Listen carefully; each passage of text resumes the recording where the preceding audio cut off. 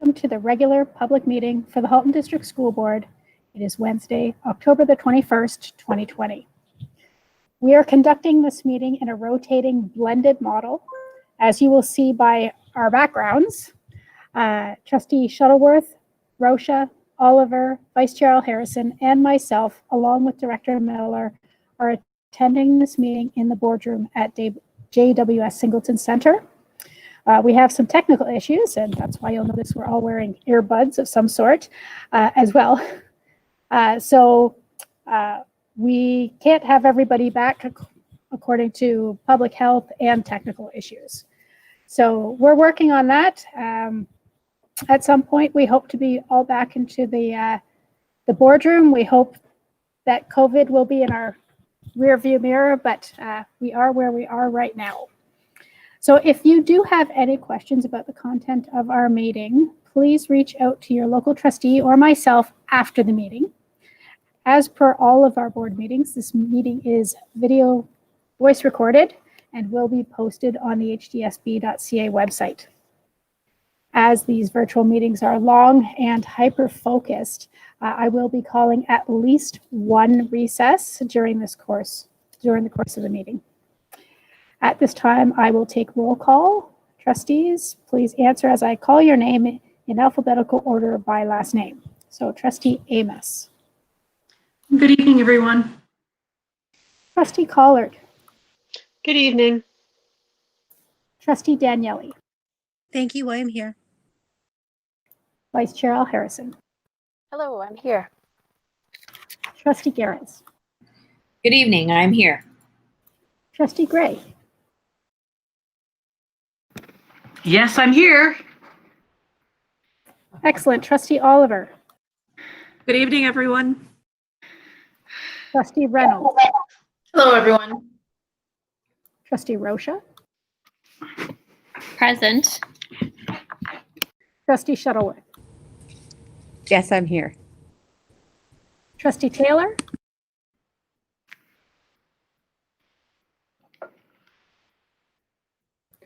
I guess Trustee Taylor is not with us yet this evening, and Trustee Vidyalankara.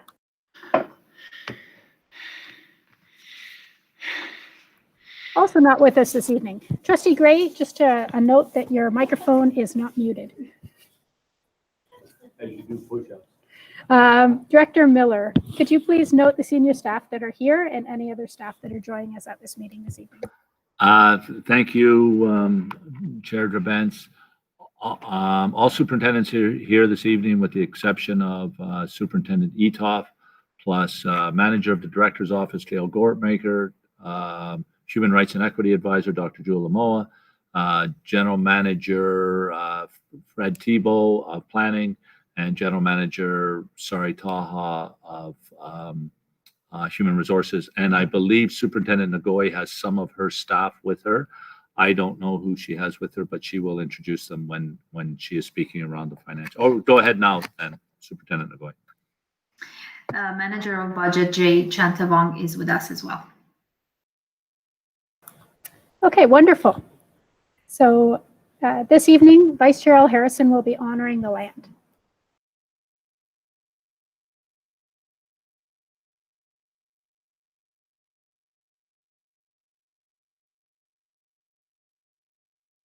She's having some technical difficulties. If we could just give her a moment.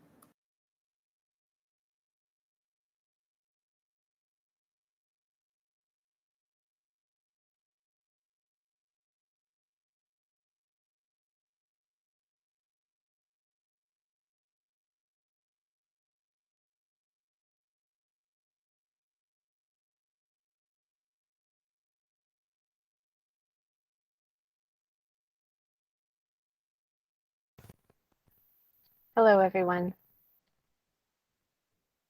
Halton as we know it today is rich in history and modern traditions of many First Nations and the Métis, from the Anishinaabe to the Attawandaron to the Haudenosaunee and the Métis. These lands surrounding the Great Lakes are steeped in Indigenous history. As we gather today on these treaty lands, we have the responsibility to honor and respect the four directions: land, waters, plants, animals, ancestors that walked before us, and all the wonderful elements of creation that exist. We would like to thank and acknowledge the Mississaugas of the Credit First Nation for sharing their traditional territory with us. Thank you. Are there any declarations of possible conflict of interest? Looking to the speakers list. Seeing none. Next, we are up to the agenda. Trustee Oliver, would you like to move a motion to approve the agenda? Yes, I move the motion. Thank you. Trustee Gray, would you like to second the motion? Yes, I would. Thank you. Excellent. Is there any discussion at all on the motion? Looking to the speakers list.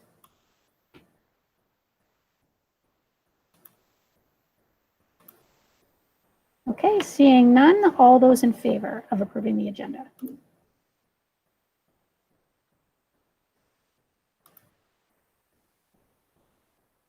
And that carries unanimously. Thank you very much.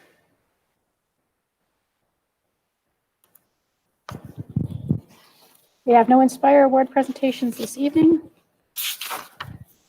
and no delegations and no presentations. So we are up to the consent agenda items. Trustee Rocha, would you like to move a motion to deal with the consent agenda? Yes, I would. Excellent, thank you. And Trustee Daniele, would you like to second? Thank you. Yes, I would. Excellent. So I'll put the motion on the floor. Be it resolved that the Halton District School Board approve the consent agenda action items and receive the information items for October 21st, 2020. Are there any items that need to be pulled? I'm going to look to the speakers list.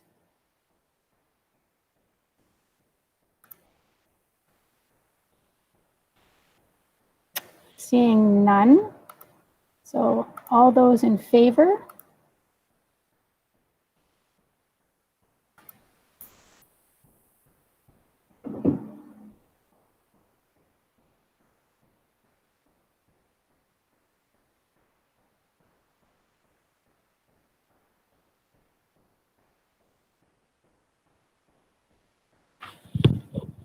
And that carries unanimously. Thank you very much. Okay. We are now up to the ratification action items. Vice Chair Al Harrison, do you have any business from private that requires approval? Yes, Madam Chair, there is one motion this evening, and I will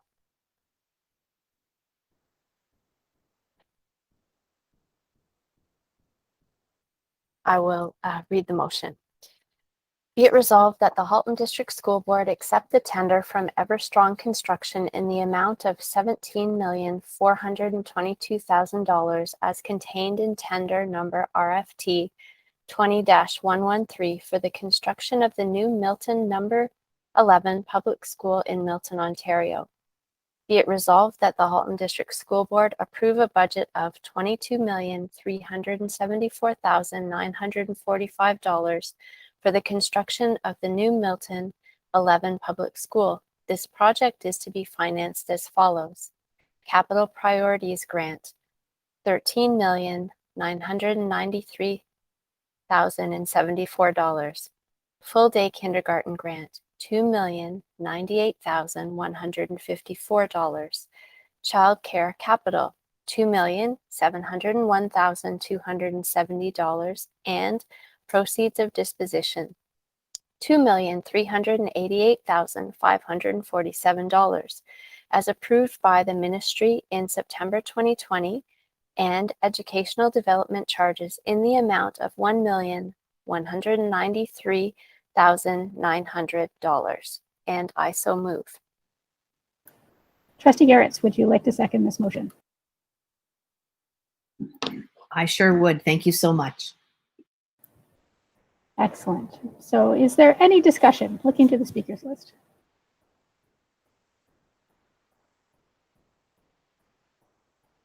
Seeing none. So all those in favor.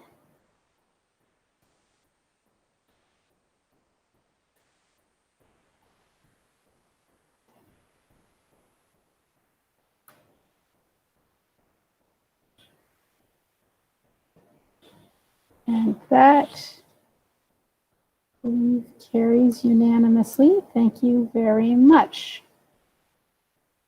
Okay.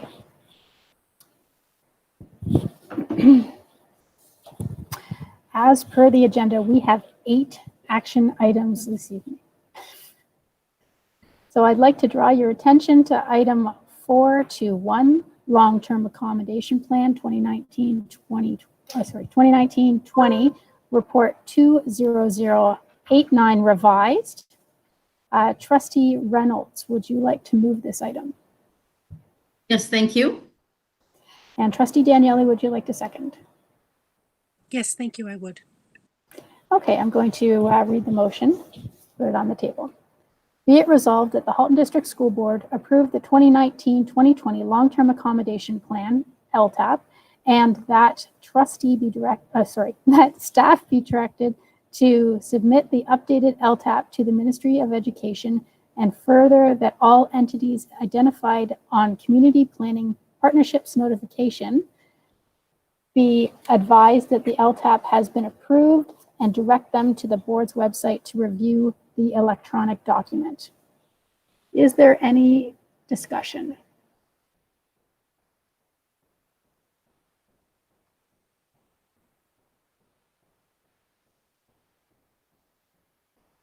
Oh, Superintendent Ngoy or General Manager Thibault, did you have any remarks?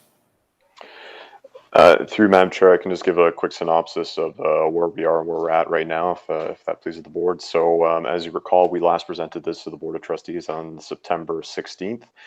We launched a feedback survey the following day, September 17th, which we opened up to the entire community. So we used our social media platforms as well as our email notification system. Survey closed on October 5th, and this year we had a staggering 797 responses, which is quite a bit more than what we were accustomed to for the LTAP process, which is good news. We took these results and we presented to the committee of the whole on October 14th and had a discussion as to what some of the themes were within those comments from the community and what they're looking for and what they thought of the overall accommodation plan moving forward for the board. What we concluded as a staff and discussion with the committee of whole is that none of the comments that were brought forward have any material changes to the accommodation plans being proposed by staff. Do know, however, that there were some recommended suggestions as to how we can continue to improve the LTAP, and those are certainly things that we will continue to advance as we refine the LTAP over years to come. So now we're pretty much ready to approve the 2019-2020 LTAP. And as you pointed out, and the resolution circulates to all our public agencies. And soon after that, we'll be starting the 2020-2021 LTAP process this year. So happy to take any questions. Okay, I do have a speaker on the speakers list. Trustee Amos. Thank you. Through you, thank you very much for this and for all the hard work and for the ability for the community to comment on it. In the event that the provincial government comes forward and asks for our next capital priorities before we start the next LTAP, I see we have our last year's capital priorities, which we've already been funded on.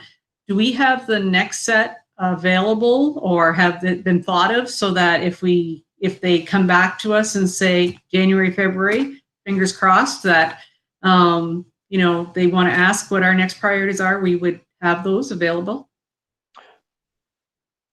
Through Madam Chair to Trustee Amos, we don't necessarily have a priority ranking list available as of yet. Note, however, as you pointed out, we do know exactly what our next priorities are in the next round of capital priority submissions. So we have an idea what they are. So what I gather our next steps will be is with the announcement of the capital grants program. If there's one announced, what we'll do is we'll collate the priorities that were identified in 2019-2020 LTAP. We will put them in what staff believe to be the best priority ranking based on immediate needs.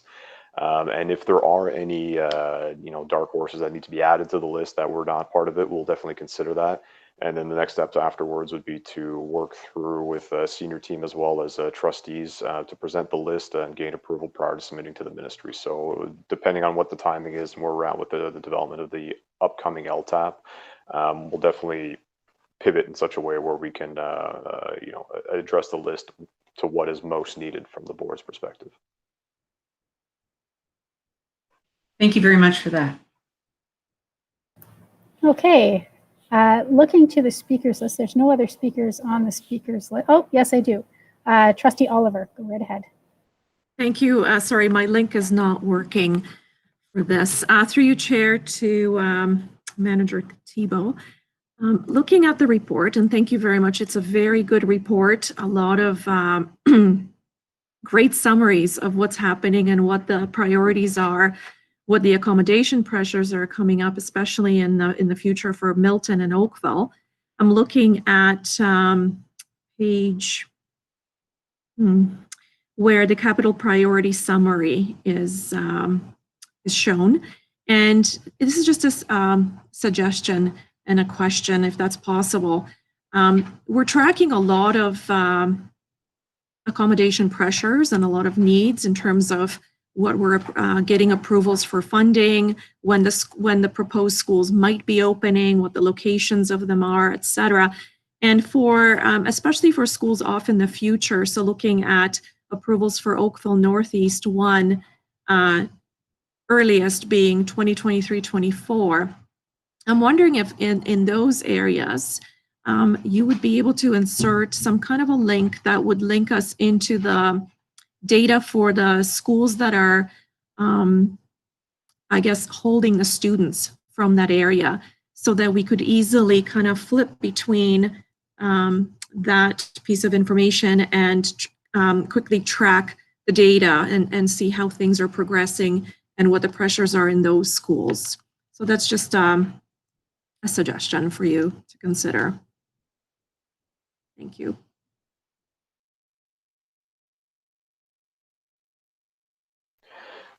Through Madam Chair, it is a really good suggestion. The one thing that we may have to be worried about or cautioned about is when we're defining these holding areas, we have to be careful to not predetermine the outcome of future boundary reviews. So we can definitely say that, we can use general terms like North Oakville currently is being held at this school. It doesn't mean that that'll be the boundary, but at least we can give an idea. So we'll also be sure to be clear on the wording of that as well. So I think we can definitely get something like that going in the next iteration. But thank you for that. Okay, so there are no other speakers on the speakers list. I'm looking to my screen to see if there's any waving or anything. Oh, yeah, Trustee Collard, go ahead. Thank you. I did use the form. Maybe it didn't submit properly. I don't know. Thank you for the opportunity to ask a question. My question is regarding ERA 103, specifically with respect to Pineland Public School, which is now a single-track French immersion school. The year after Pineland was voted to become a single-track French immersion school, we introduced grade 2 French immersion, and we have seen a decline in enrollment since then. I am concerned that the trajectory has not corrected, and I'm wondering if we could have a year by year, or if I could get year by year information on the number of students that are registering for grade 2 French immersion at Pineland since we introduced the program there, so that I can get a sense of just how Pineland is faring and whether or not we can anticipate this to be a continuing trend.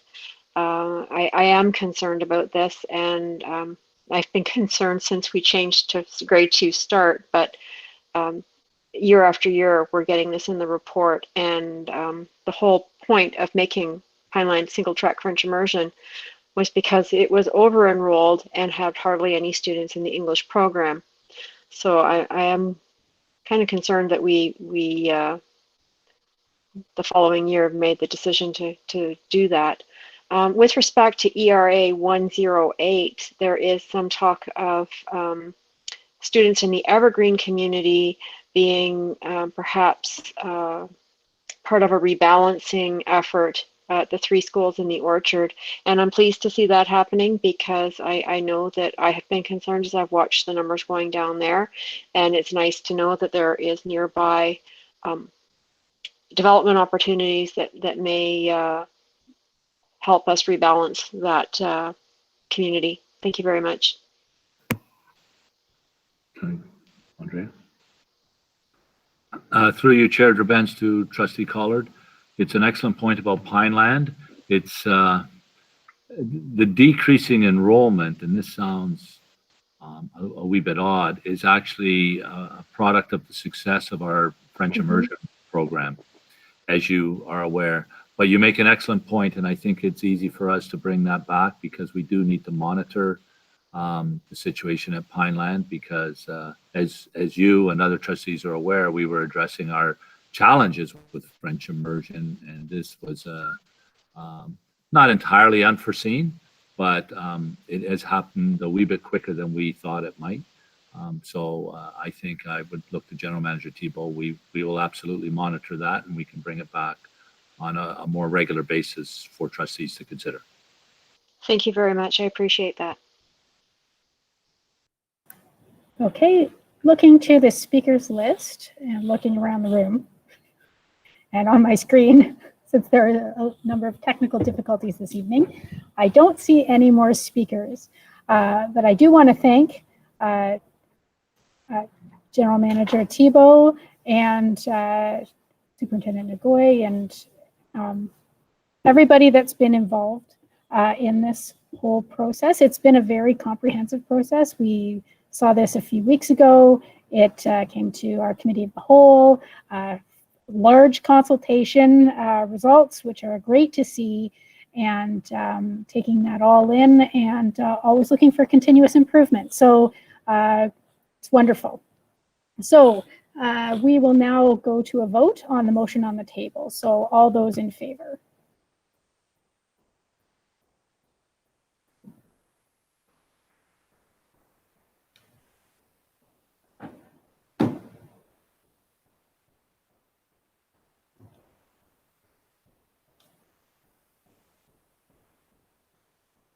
Just, I believe that carries unanimously with everybody that's, yes, Trustee Vigil-Ankara is here, but Trustee Evans hasn't voted, I think. Oh, wait a second. Nope. It's in favor. Okay, so that carries, and carries unanimously, as far as I know, of everybody that's in the room. So We've approved the accommodation plan. Staff are going to submit the updated LTAP to the ministry, and all entities on the community planning partnerships will be notified. Okay, so I would like to draw your attention to item 422.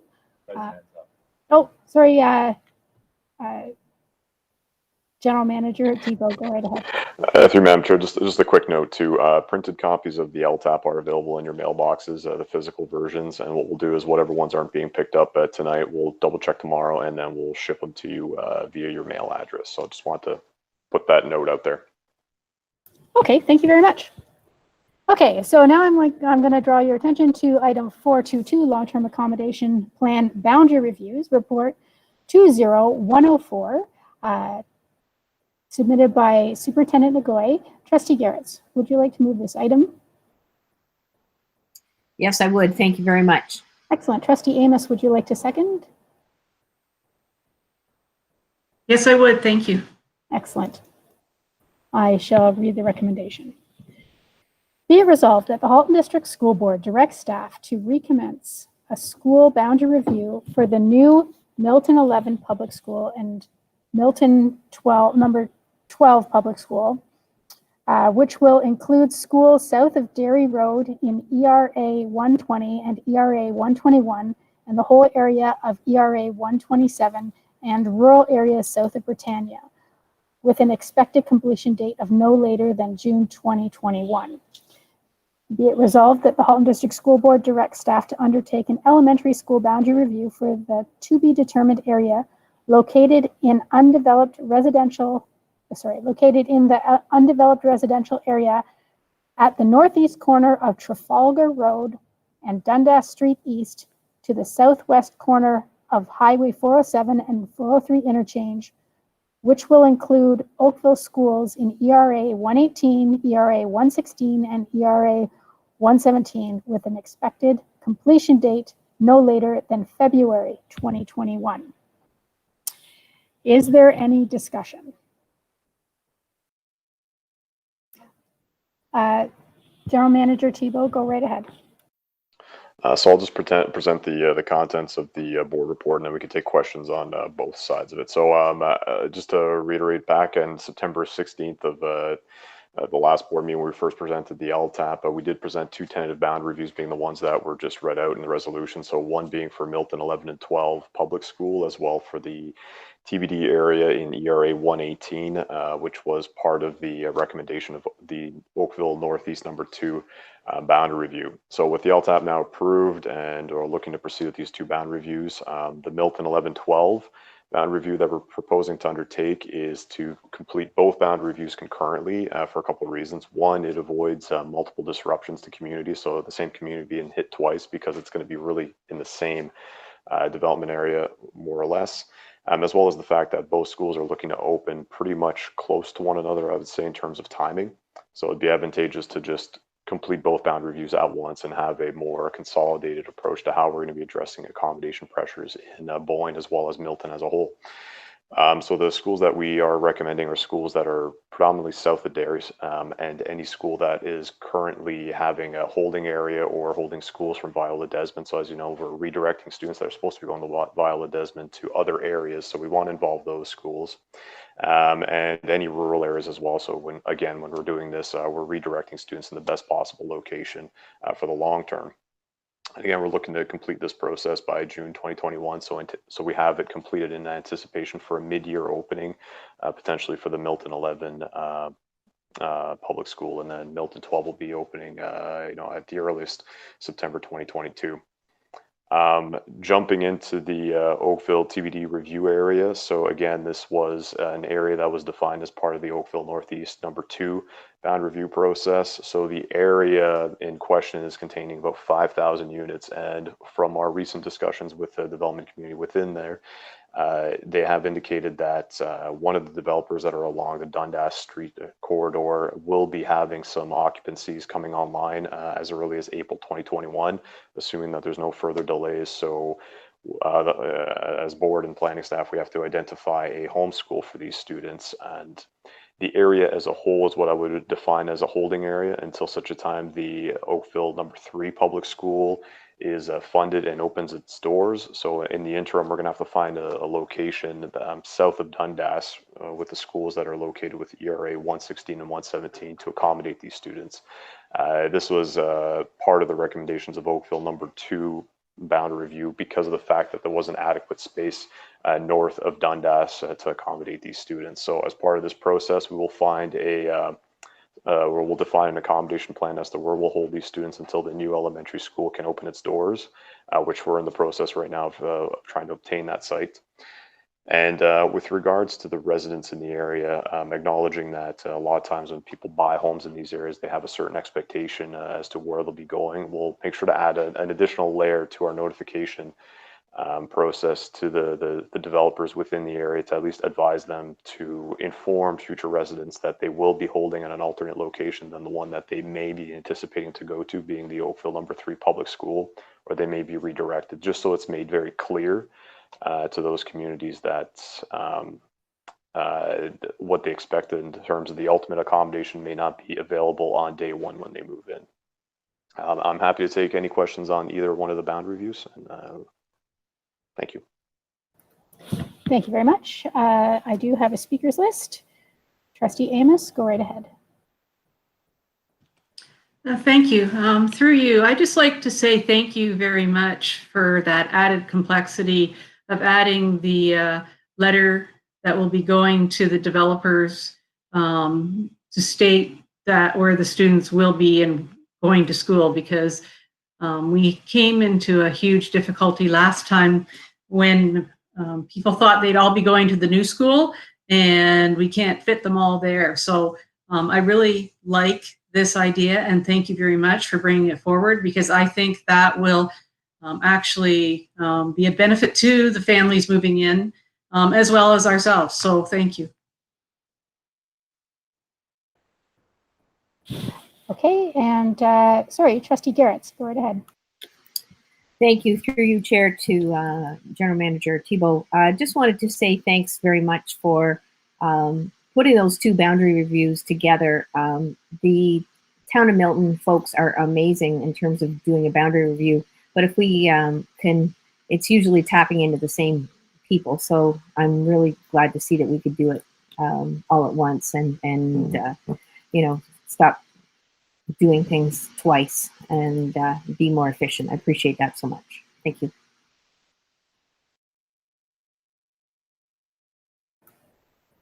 Okay, excellent. So there are no more speakers at this time on the speakers list. Interesting, we're talking Milton boundary reviews later on, and Milton boundary reviews going into another. That Milton, it's got to slow down. So I'm going to call the question. So all those in favor?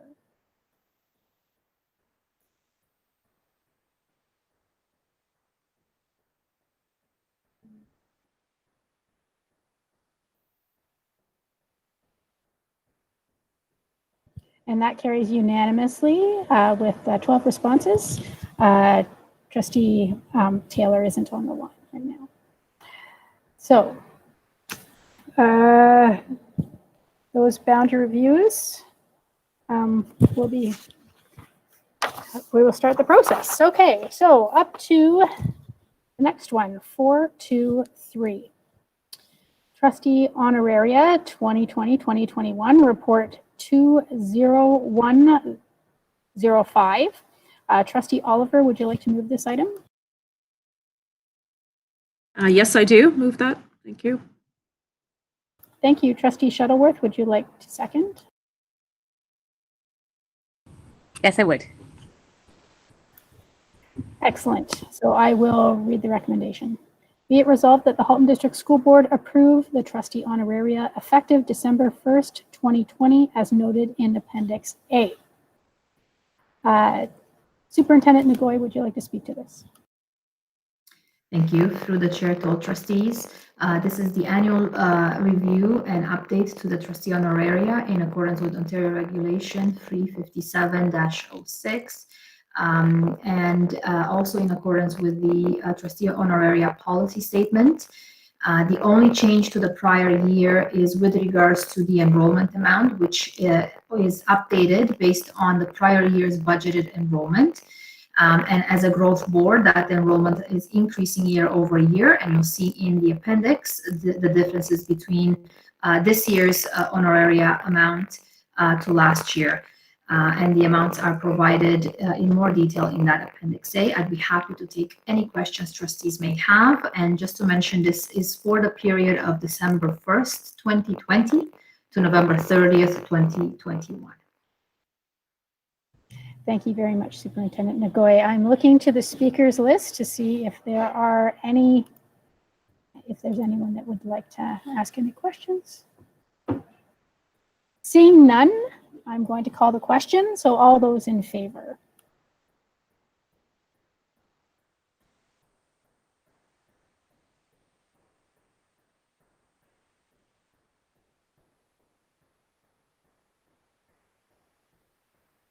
I'm just missing one trustee right now.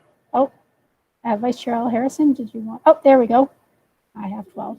So that carries unanimously. Thank you very much. So we have approved the trustee honoraria. Okay, now I'd like to draw your attention to item 424, interim financial update report 20112, submitted by Superintendent Nagoy. Trustee Gray, would you like to move this item? Yes, I would. Thank you. Trustee Amos, would you like to second? Yes, I would. Thank you very much. Excellent. So I will read the recommendation. Be it resolved that the Board of Trustees approve additional use of board surplus of up to $8,276,000, bringing the total drawdown on surplus to $14,380,000 to address emerging pressures related to COVID-19 and 2019-2020 budget rollovers, and that this does not to exceed 2% of the provincial allocation. Superintendent Nagoy, the floor is yours. Oh, Superintendent Nagoy, I know you're having technical difficulties. The floor is yours now. Thank you. I hope you can hear me better. Perfect. Through your chair, Groben's to all trustees, we are presenting to you today the first month financial reports for this current year. We typically present trustees a quarterly report, and the reason is some of the expenses they get incurred in current month, but they don't get reflected until the following month, because invoices may not be submitted and paid. Timesheets get submitted at the end of the month, but they get paid in the following month, etc. So having just 1 month of actual data may skew the results a little bit. For the 1 month, we would expect in the year to be at around 8% of our budget, but for the reasons I've mentioned, you will see there's some discrepancies. The other reason why you will see some negative items in the expense columns in the appendices is because we've reflected the credit for the rollovers from the prior year, and that is absolutely normal. And then we would put the expenses against those as the year goes by. This particular report is two-pronged. One is to keep a close eye on our budget, given the current environment that we are in. And we wanted to do a monthly report instead of quarterly, just to make sure that we are on track. Things are continuously changing. But also to bring to the attention of trustees the incremental costs that we've identified since the budget has been approved in the summer. It also follows motion M20-0063, where trustees have requested for the incurred and predicted expenses and savings related to COVID for the prior year, as well as the year to date. And those are reflected in appendices D and E. It is usually an interim financial report will be an information report for trustees to review. This, however, is up for decision for tonight. As we've discussed before, we are at the point where we request the trustees to consider to allow us to use up to 2% of the provincial allocation in terms of the reserves in order to address the upcoming priorities and increase incremental costs as a result of COVID, as a result of running two systems for in-class and virtual, the additional personal protective equipment, technology, etc., that we require. That means that we are going to, we're proposing drawing down on the surplus up to 14,380,000, which is the equivalent of 2% of our provincial allocation. That gives us an additional 8,276,000 in addition to what was approved in the budget. The budget was approved in a deficit position of approximately 6.1 million. So we're just adding to that another 8.3 up to a maximum of 14,380,000. And I wanted to draw your attention to appendices D and E. So in Appendix D, you will note that is the prior year's savings as a result of the shutdown of schools back in March. Most of the savings are in terms of supply costs as well as utilities and maintenance and the staff development that did not occur for the year, and some savings in transportation. So the savings amount to 8.9 million. We also have reduced revenues as a result of COVID, mostly reduction in rental fees for our facilities. And in terms of costs increases, we prepare for the summer for the reopening of schools in a safe way, and we've ordered personal protective equipment, we've ordered additional technology.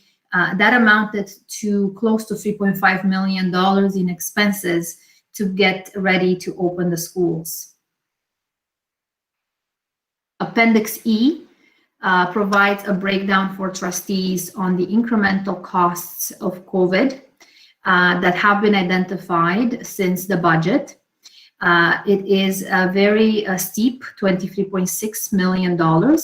I shouldn't say they're just costs. They are the impact, because a couple of the items are reduced revenues and not just additional costs. You will note that we also added a column for staffing if some of these amounts involved additional staffing, such as caretakers and teachers, early childhood educators, mental support, mental health support, etc. We've identified those in the appendix as well. There's been some significant increases also as a result of the virtual schools, the administration and supplies for that, teacher supply costs, as we're looking at what we expect in terms of an increasing trend given the current year. There is an increase in outdoor education, where we are setting aside $500,000 for outdoor learning opportunities. There's a significant increase in transportation and additional cleaning. That includes additional cleaning of the buses between the morning and the afternoon runs, as well as the PPE for the bus drivers and the additional routes that we had to add as a result of our learning model, the hybrid model, for the secondary midday dismissal, as well as additional PPE supplies that we are purchasing outside of what is being supplied centrally through the Ministry of Government and Consumer Services. We are anticipating that we will have a loss of about 50% of our rental revenue, which equals about $1 million, and a net loss on international student fees of approximately $1 million that we have to take into account. So that makes up $23.6 million in additional costs. And if we look at what we have to offset this steep increase in costs from the budget, we have additional provincial funding that has been announced to date of about $6 million, additional federal funding that was announced about $6.4 million. The budget that was approved by trustees included a COVID contingency of $4.8 million and a allocated to specific costs. As well as we have $1 million in an operating contingency. And at this point in time, we are drawing down 800,000 of that 1 million. So we don't have a lot left, a lot of wiggle room left. Funding available to offset the costs are about 18 million, which leaves us with a shortfall of close to $5.6 million from that would be an impact directly to our reserves. And what I wanted to also point out is that we also have carry forwards. Because of the shutdown, a lot of the things did not get spent as proposed, especially the school budgets, which roll over into the next year. And we estimate about 2.7 million in rollovers to be spent into the current year. So that also impacts how much surplus we use in year. The only thing with that is that it will increase our opening balance of surplus because it gets rolled over from one year into the next. However, it impacts our compliance in year. So now, if we look at our compliance for budget, we have $6.1 million that was approved in July in the budget. 2.7 million that will be the rollovers because they're higher than normal as a result of last year's shutdown, and additional COVID-related costs of 5.6 million, which don't have a funding source to offset them. So that will bring us to 14,380,000, which is a 2% of our operating allocation or the grants for student needs. Also in the report, I did want to draw your attention to the assumptions to note. We are building a budget as we're building the model. We're continuously changing and pivoting based on external factors to make sure that our students and staff are safe. I wanted to highlight the assumptions that we build this on because it is very possible that 2% of our reserves is not sufficient. That come revised budget in December when we present it to trustees for approval, we may be asking for more. If we do go above 2%, it requires ministry's approval. And it is a possibility. If additional funding is released, so if we have additional pressures identified beyond this point, and there's additional funding identified beyond this point, they would offset each other. And hopefully we won't go over the 2%, but it is a possibility that I wanted to be very transparent and put it in front of trustees early on, because it's just the nature of this year. It is very difficult to predict where we're going to be ending at the end of this year. We're also assuming in this proposal that the majority of PPE will continue to be supplied by the Ministry of Government and Consumer Services, which directly bill the Ministry of Education, and it's a big saving for our board. We're also assuming that the additional, as I mentioned, the additional costs will come with additional funding, both provincially and the second phase of the federal funding. So hopefully we will receive an additional 6.4 million for the second phase of the money that was announced earlier in the summer. We also have to reconcile the enrollment. We know, and it's similar to other experiences across the province, enrollment is lower than projected. For first year in many years since Halton region has been a growth region, our projections are lower, or our enrollment are lower than projections. They're particularly lower at the entry grades, the kindergarten grades, potentially as a result of more homeschooling, especially for early grades. We've seen lower immigration rates, lower migration rates to our region from other regions, so moving into our region, and of course, loss of international students. And these are quite significant. We have preliminary numbers, but we are waiting for the October 31st count date to be sure to see who's in the seat. And the updated enrollment will be reflected in the revised estimates in December. And with that, I will turn it on to questions. Myself or Manager Chantavong would be happy to address them. Thank you, Superintendent Ngoy. There is a speakers list. We'll start with Trustee Gray. Thank you very much. Through the chair to Superintendent Ngoy. I think you answered my question already in the sense of that we are looking at pushing up to maximizing the equivalent of 2%, which makes it, I think, 14,380,000. And I think I heard you say that if we were to pierce beyond that, it would require ministry approval. And that was the question I was going to have. What happens when we need more?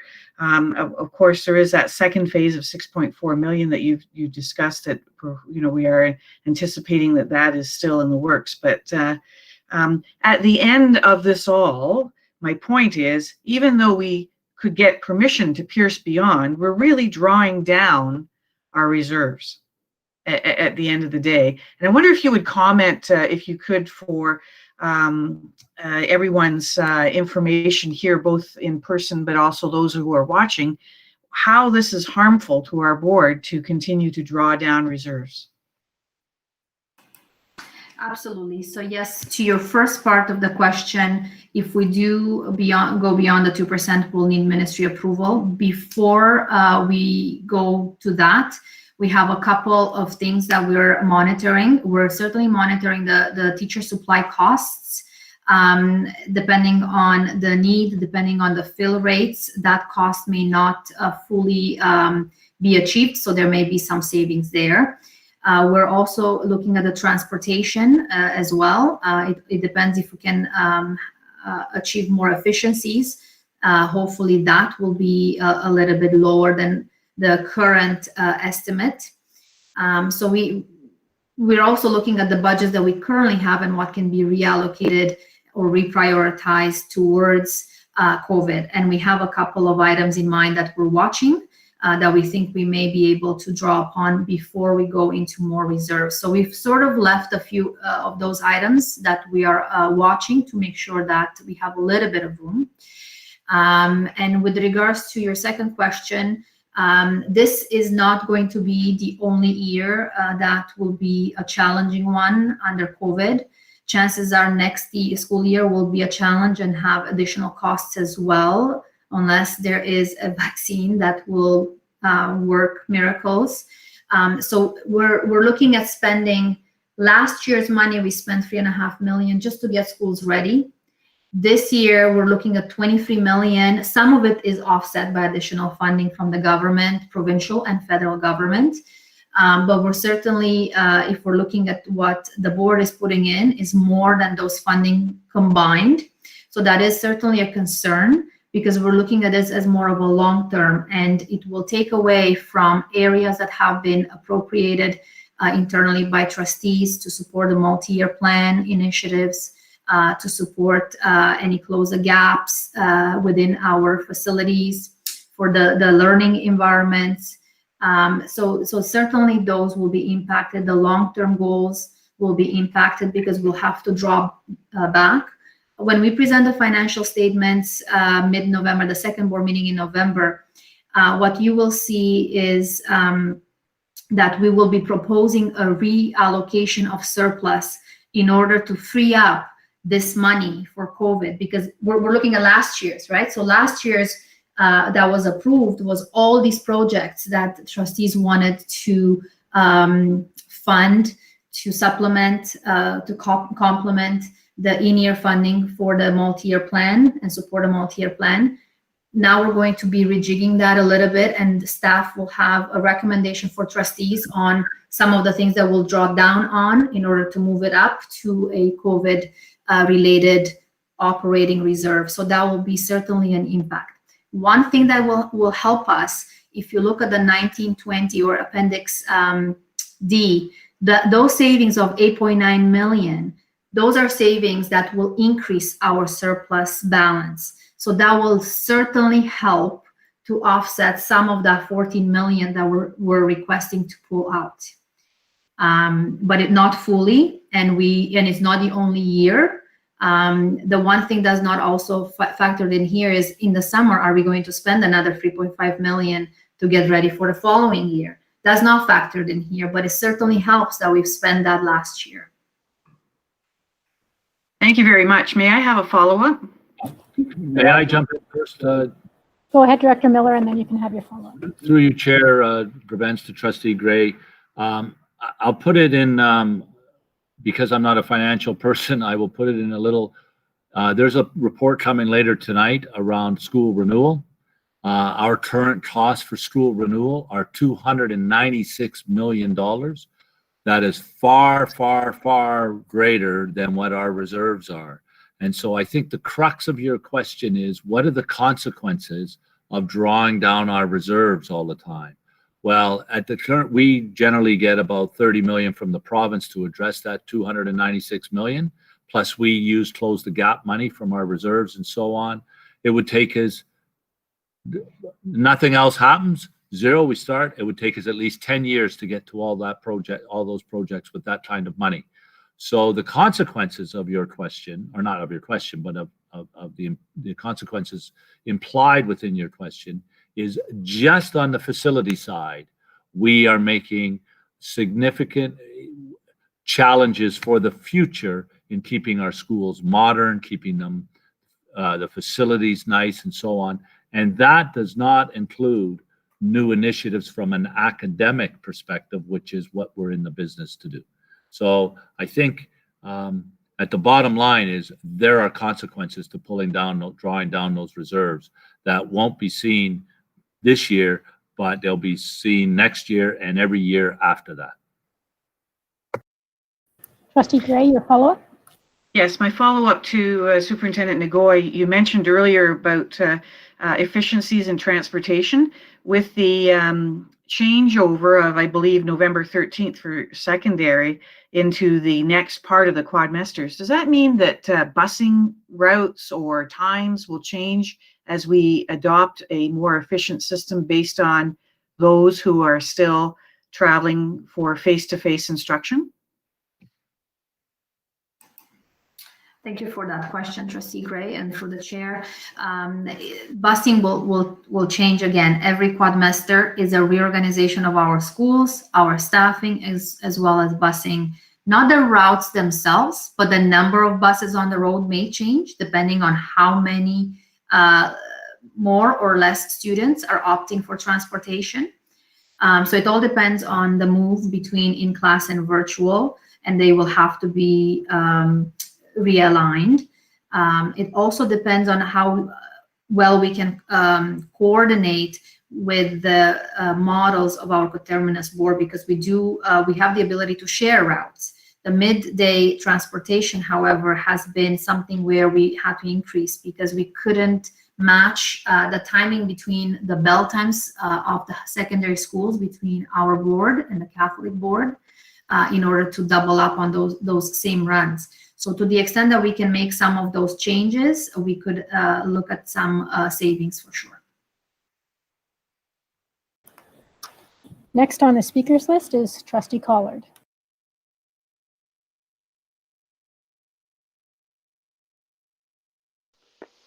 Thank you. I was just in reviewing the motion itself.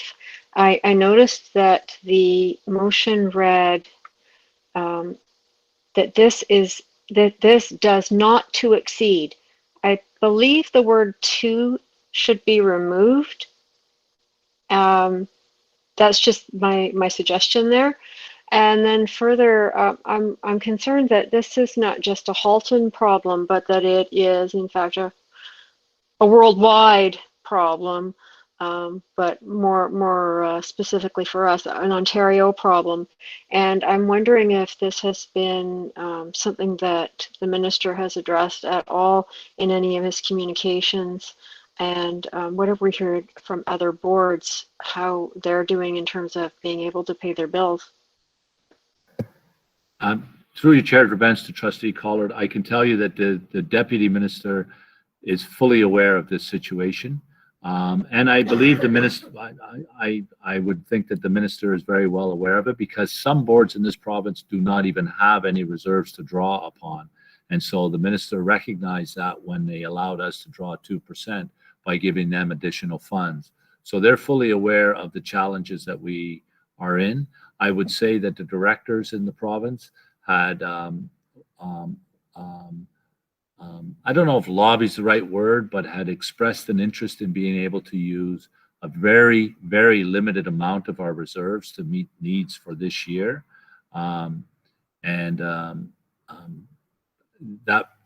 That was to the Deputy Minister, so I'm sure it got to the Minister's office. So I'm sure they are aware.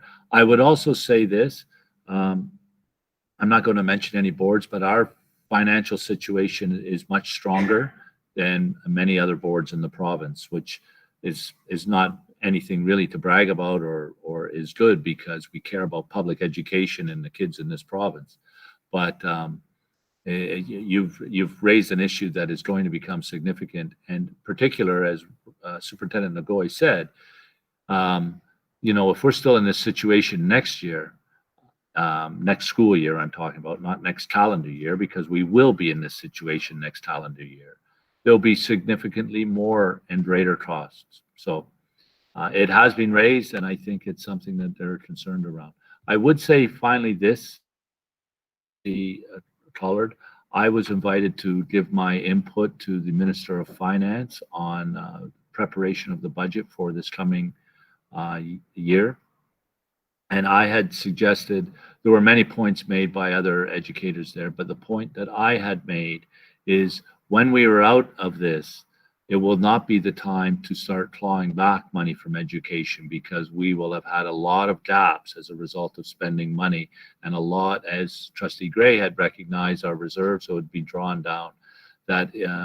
So my suggestion is, sure, the province will be in some significant financial challenges with debt and deficit, but we won't be able to tackle that on the backs of education very quickly without significant consequences.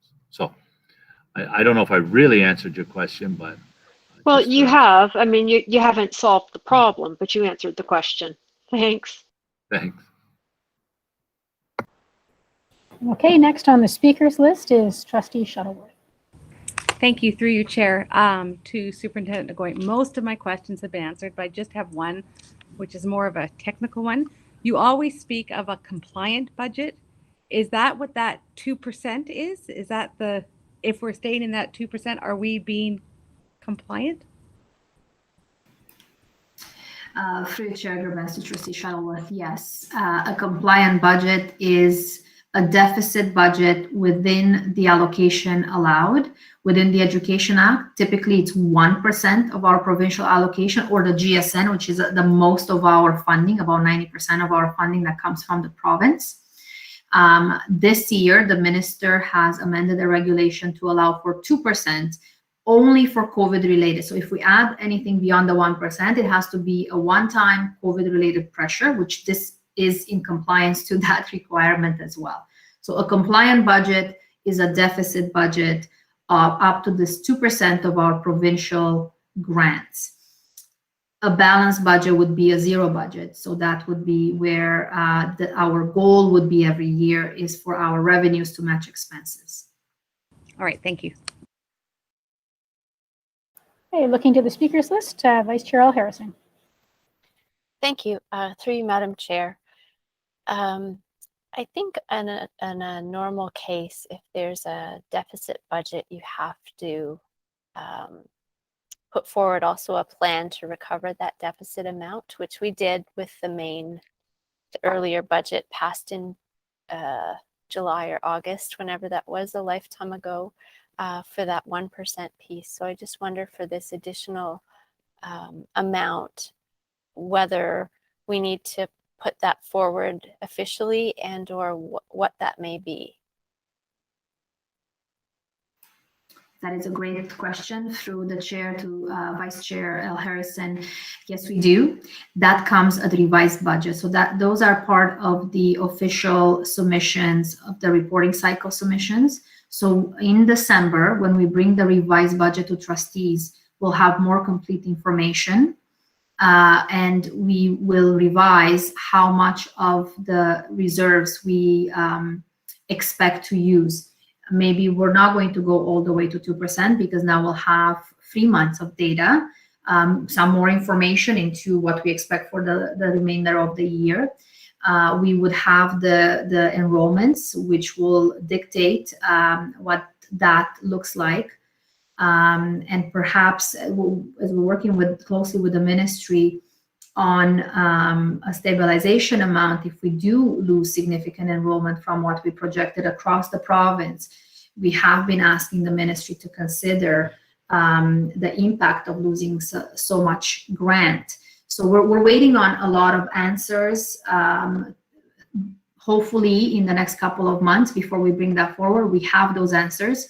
We update our financial position. We update the motion in terms of what trustees approve as a budget position, as well as update the plan, the recovery plan for the in-year deficit. What that really is asking is how are we going to eliminate this additional $8.3 million that we're requesting to spend from surplus? Is it something that is structural? Is it an ongoing annual pressure? And in that case, they don't want us to use reserves. This is not. This is a one-time. It's going to be eliminated in year. No impact on the second year because it's a one-time COVID temporary pressure.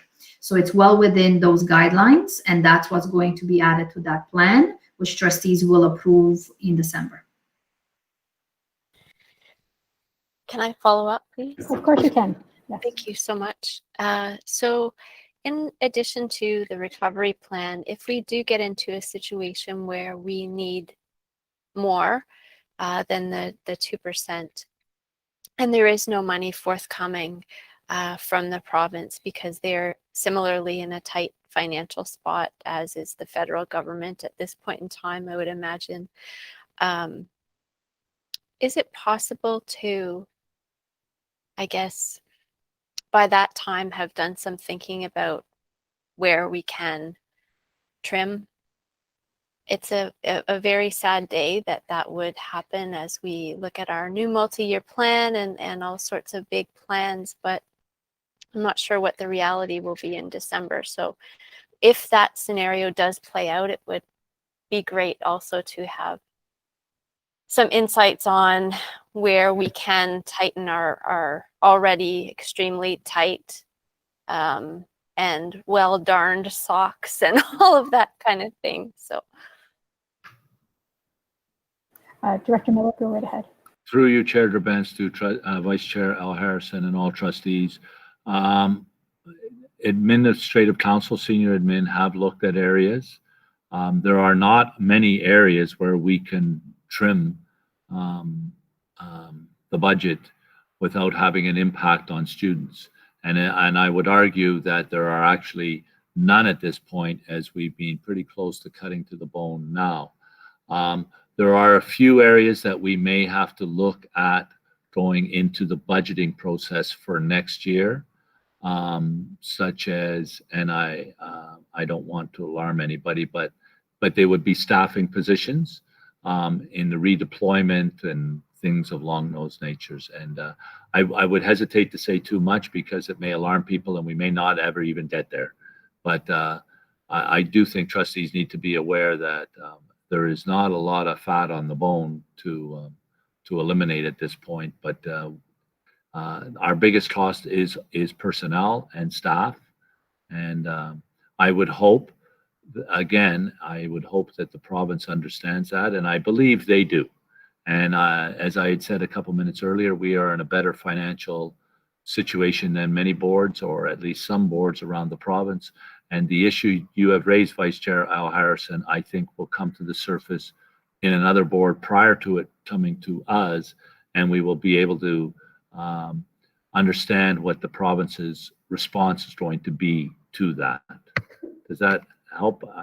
Without saying too much that might be alarming or anything along those lines. I think so. Thank you. And I would just comment that in addition to trustees knowing and thinking about it, I guess it's a fine balance between, as you said, alarmist and what may be a reality, not only here, but in the province, is just that I think it's important to bring all of our stakeholders along on this journey too. So it's not a big surprise when it happens, and it's always important to manage expectations. And it's not to say that we want to be deficient in any way, shape, or form, but we might be in a different reality. I agree, Vice Chair Harrison. I agree 100%. Vice Chair Harrison, I see you're on the speakers list again. Did you want to speak again? No, okay. So there's no one else on the speakers list, so I have a question. And that is, considering all the information you've given us at this point, Superintendent Ngoy, and the fact of the matter is we are not even done October yet. And we are trying to function with basically two parallel systems. And it is taking a big toll. How long do you think, and this may be more the director or you, how long do you think we can sustain this? Every child in Ontario has a right to an education, and we want to be able to provide them with the best education we can. How long can we sustain this? I'm through you, Chair Grabentz, to you, Chair Grabentz. This is actually a twofold question, and I will start with the first one. And the first one is, and I will allow Superintendent Ngoy can weigh in around the financial realities. But I think this question is deeper than just sustainability around a financial resource. It's also a personnel resource. This is putting huge stress on staff, teachers, administrators, central staff, educational assistants, all our staff. And it's also putting stress on our students, trying to manage it. And I think thus far, we're doing well. We're doing as well as can be expected. But these are not sustainable models over the long haul to help all of our students excel in education, help all of our students feel like they belong, help all of our students with their own well-being. We know we have thousands of students in a virtual environment in which they are home perhaps by themselves or with very little support and technical issues and so on. So from an educational point of view, this is very difficult to sustain. And I know there may be another question later on in the board in our update around COVID, but I think it would be, whenever we talk about the sustainability, we should not just talk about the financial sustainability. I think there are two parts to it. With that, I will turn it over to Superintendent Ngoy to talk about the financial, speculation, I guess, sustainability. Thank you, and to the chair, it is a very complex question. Our focus is to have the schools open for the full year to the extent possible and ensure the student achievement of all of our students.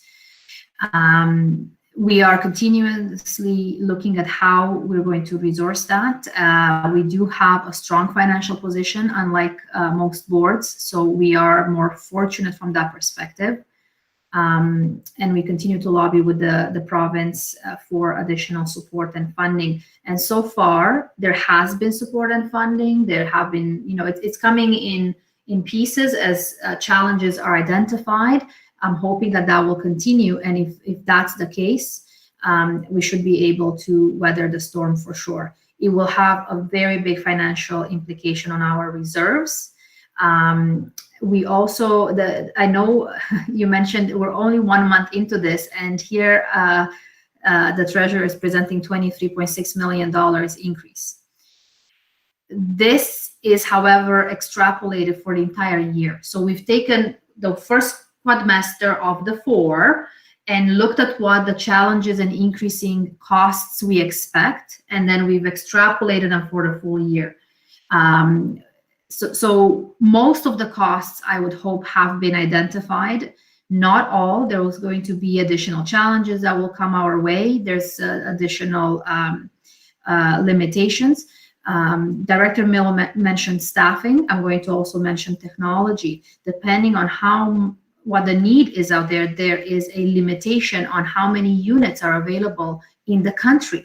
So just funding alone is not going to give us the amount of staff that we are requiring to have, supply staff, as well as technology that we may need. So certainly a lot of challenges that we're working through and trying to find the best alternatives and options in order to continue to have our schools open to all of our students.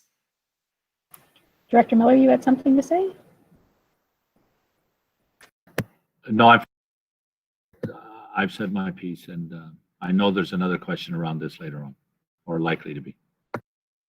Okay, and I have just one other question, and that is around getting approval if we need to go beyond the 2%.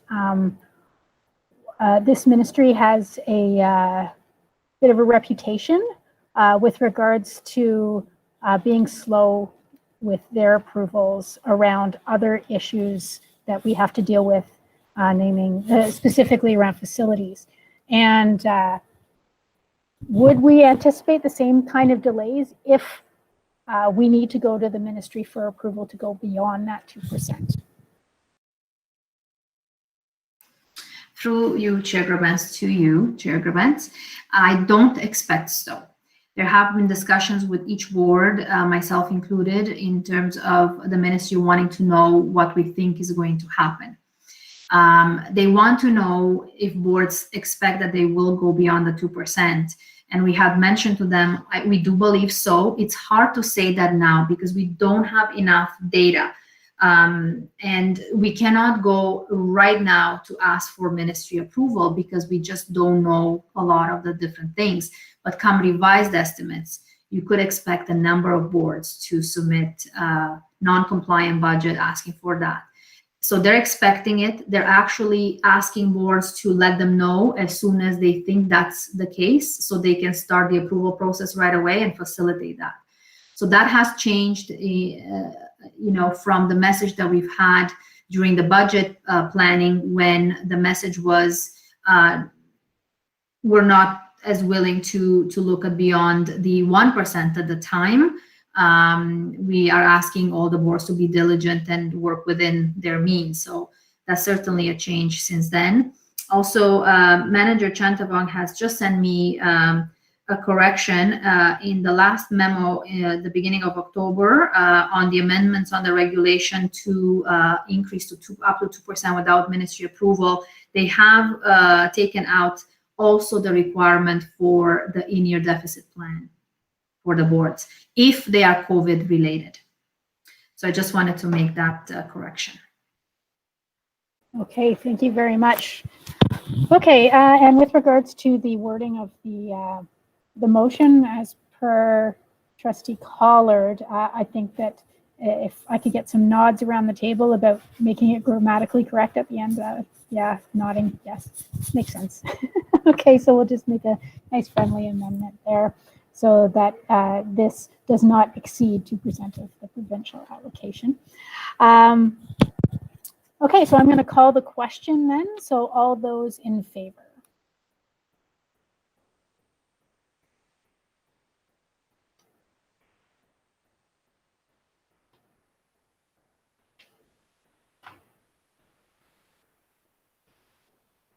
And that carries unanimously. Thank you very much. So we've just approved additional use of board surplus to help with all the stuff going on in the board.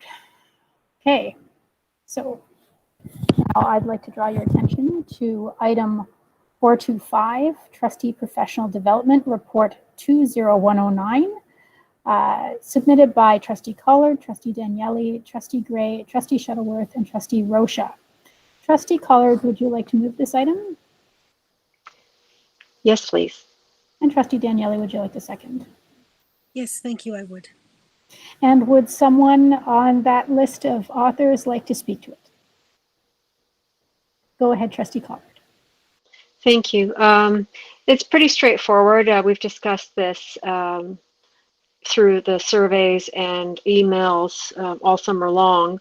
I don't think there's any surprises in here. The only change that I wanted to make to the report was that the second to last paragraph where it says 3 of the topics, it should say 3 or 4 because we're hoping to squeeze in 4 if we can, considering that the duration of each session is relatively short. We're hoping to get 3 or 4 in. And that's how the motion reads. So I wanted the report to match the motion. Other than that, if anyone has any questions, please let me know. I guess I should read the motion and put it on the table. Be it resolved that the trustees' professional development planning committee be authorized to solidify the plans for 3 or 4 virtual professional development topics for trustees to be facilitated virtually and to take place in the 2020-2021 school year. So I'm looking to the speakers list, and I haven't seen anybody jump on at this time. I'm really looking forward to the PD sessions. I think that I always look forward to learning, lifelong learner here, and I take that around the room too, that people also have that philosophy, continuous improvement. So I will call the question. You've only read the first half of the motion? Yeah. Oh, did I? Yeah. Sorry, I'll keep going. Be it further resolved that any costs associated with providing professional development be brought to the board for approval prior to finalizing agreements with facilitators/presenters. Okay. Moved by. And that was moved by Trustee Collard and seconded by Trustee Daniele. Okay, so all those in favor?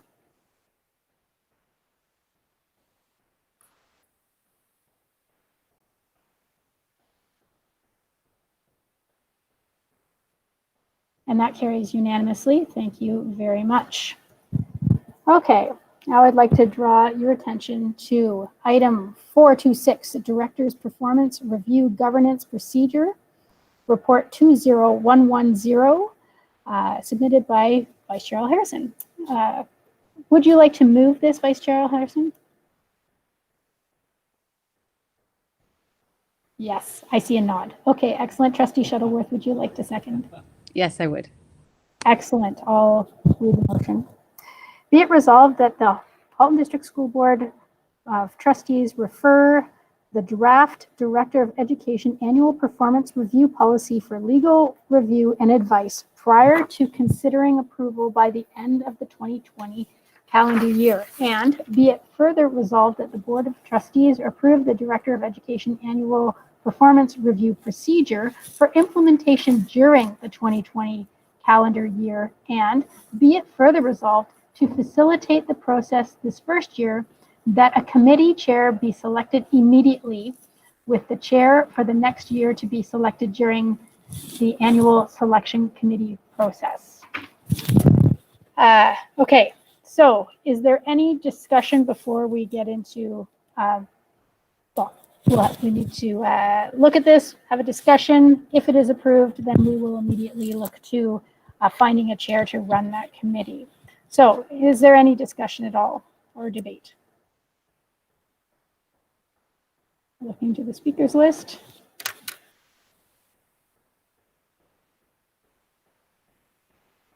Okay, then all those in favor?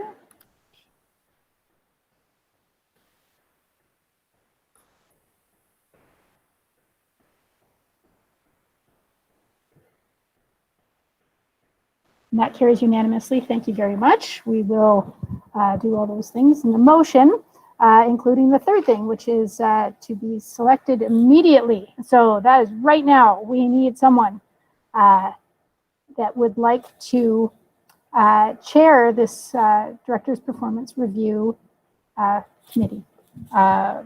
for this year. So if you are interested, please put your name on to chair. Please put your name on the speakers list or wave at me through Google Meet here. Boy, don't all jump at me so all at once there.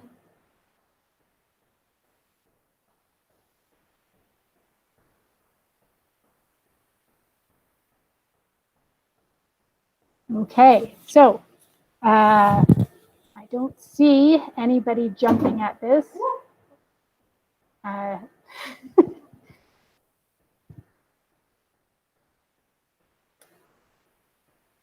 So I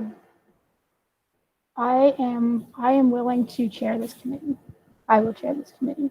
Since nobody else will do it, I will absolutely stand up to run this process. Now, there are some people in the procedure that are automatically on the committee, the current chair, the current vice chair, and there need to be 4 other trustees that need to be on the committee. So, Point of order. yes. The procedure says that all trustees are invited to be on the committee and that quorum is the minimum of 6. So generally, all trustees have sat on the committee. That's, yes, traditional, but that doesn't have to happen. So we will take, I'm going to reach out to all the trustees after this meeting, and we'll work out who is going to be on the committee. Okay? We definitely need to have quorum though. So we will move forward with that. Okay. So I would like to draw your attention to item 4.2.7, Committee of the Whole Recommendations, Report 20111, submitted by Vice Chair Harrison. And Vice Chair Harrison, would you like to move this item? Yes. Trustee Rocha, would you like to second?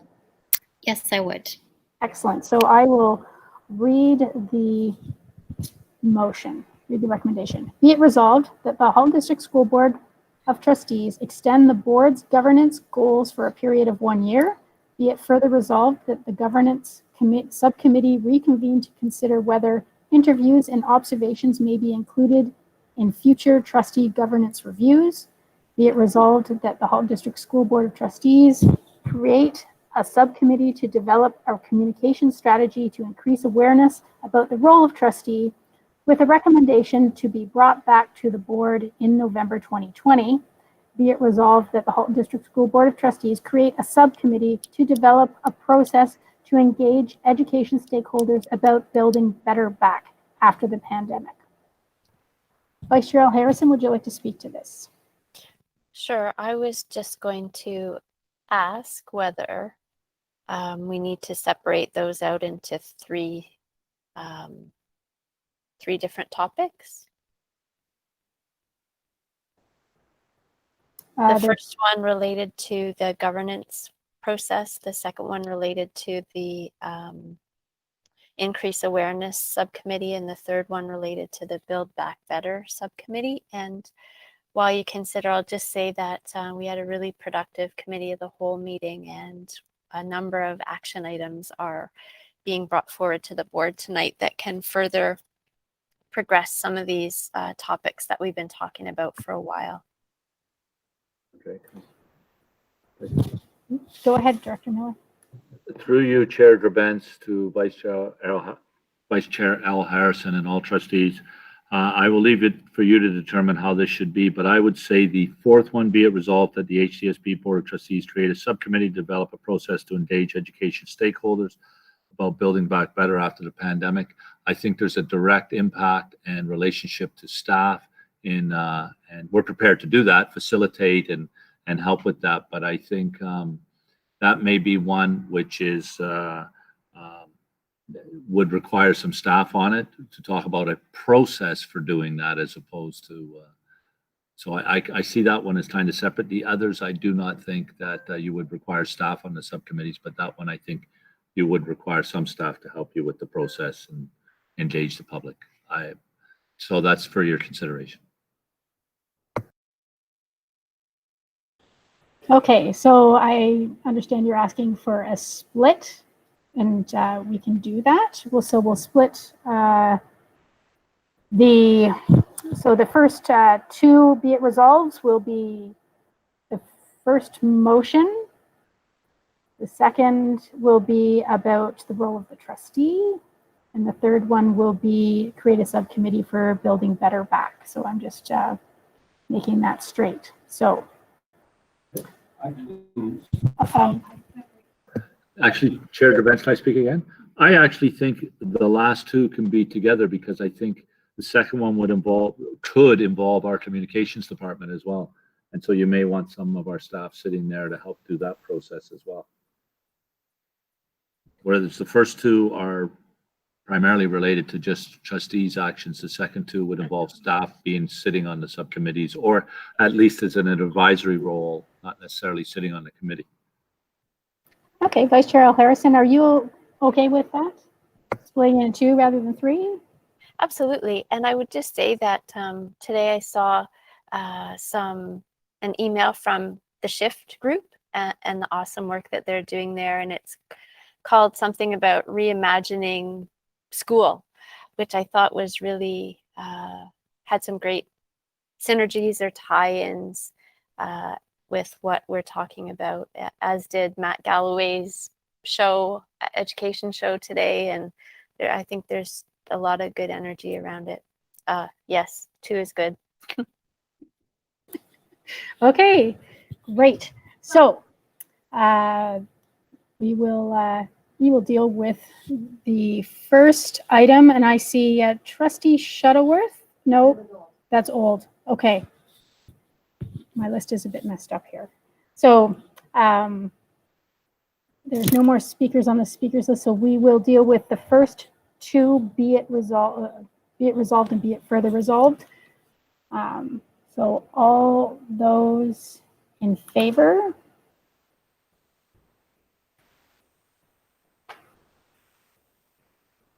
So those are about the governance goals and governance subcommittee to reconvene.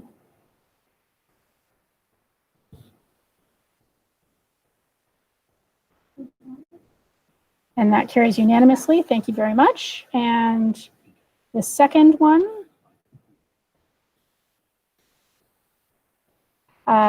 which is about creating a subcommittee to develop communication strategy to increase awareness about the role of trustee. And the other one is about creating a subcommittee to develop a process to engage stakeholders about building better back. So is there any, I'm just going to put it out there, is there any discussion, debate about this?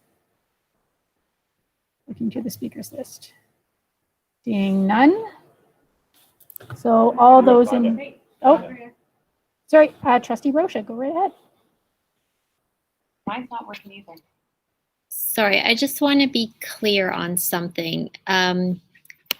So we're saying, so there's four recommendations on this report. We've just combined 1 and 2. And now we're saying we're combining 3 and 4. So I would recommend just keeping 3 as its own and 4 as its own. Because the third recommendation is probably going to be completed by next month. And the fourth one is definitely a longer process. Okay, it's, you know. Or are we looking at a longer term plan for number 3? I guess Vice Chair Harrison, would you like to? No, that was the original proposal, was for 3. I'm also good with that. Okay, and Trustee Shuttleworth, you're waving your arms around. So I think with the third, which is the elevating the role of a trustee, what we are completing soon, I think, is only the first step. So I think once we have that first step done, that pitch done, then we need to think about how to disseminate it. So I do think that that is further than that. So although the first step will be done quickly, I don't think that's the end. Yeah. Why don't we just split it? So we can just treat them differently. They'll be on the order of paper differently, and we can just. I think that's fine. So the next one, oh, Trustee Amos, did you have something?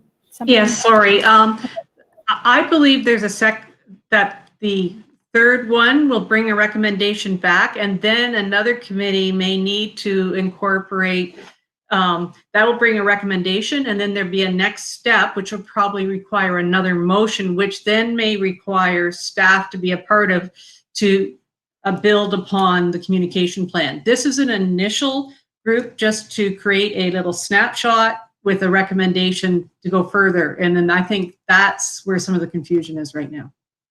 Okay, so are you happy with splitting it, those two motions then? Yes, okay. So we will split the motions. Okay, so the next motion will just be it resolved that the Halton District School Board of Trustees create a subcommittee to develop a communication strategy to increase awareness about the role of trustee, with a recommendation to be brought back to the board in November 2020. So I think we've had a pretty fulsome discussion on that. So all those in favor?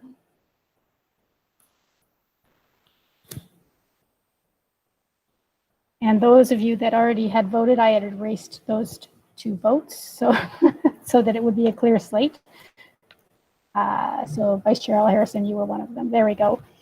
Okay, and that carries unanimously. So on to the final one. Be it resolved that the Halton District School Board of Trustees create a subcommittee to develop a process to engage education stakeholders about building back better after the pandemic. Is there any further discussion on this one specifically?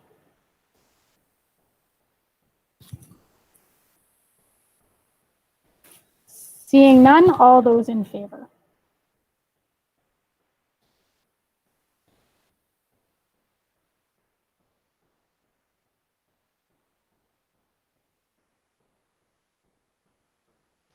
And that carries unanimously. Thank you very much. Okay.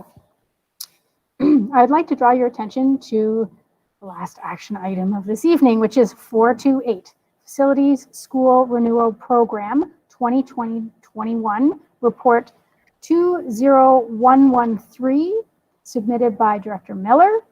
Trustee Reynolds, would you like to move this item? Thank you very much. I will. Thank you. Trustee Collard, would you like to second?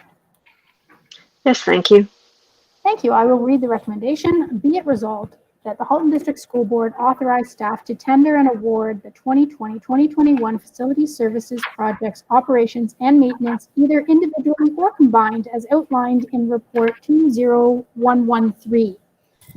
Director Miller, would you like to speak to this?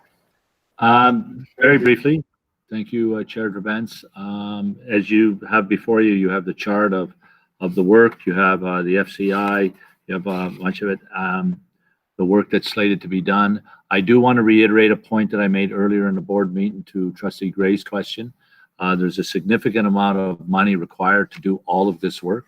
It's $296 million, and we have nowhere near $296 million.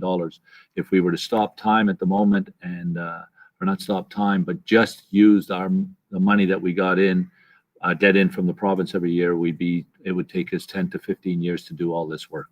And of course, 10 to 15 years, there would be other work required in there.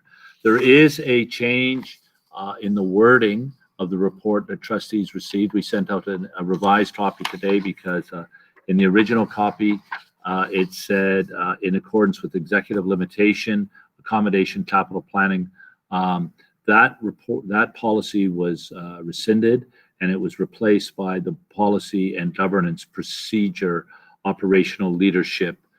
So it's a technical, and it's our error. We put it in there by mistake. And so with that, I don't think I have anything else to add. I think some trustees have questions around our FCIs and so on, and work on particular projects, but they're all before you. And that the last thing I would say is that policy allows us to make decisions from the Director of Education.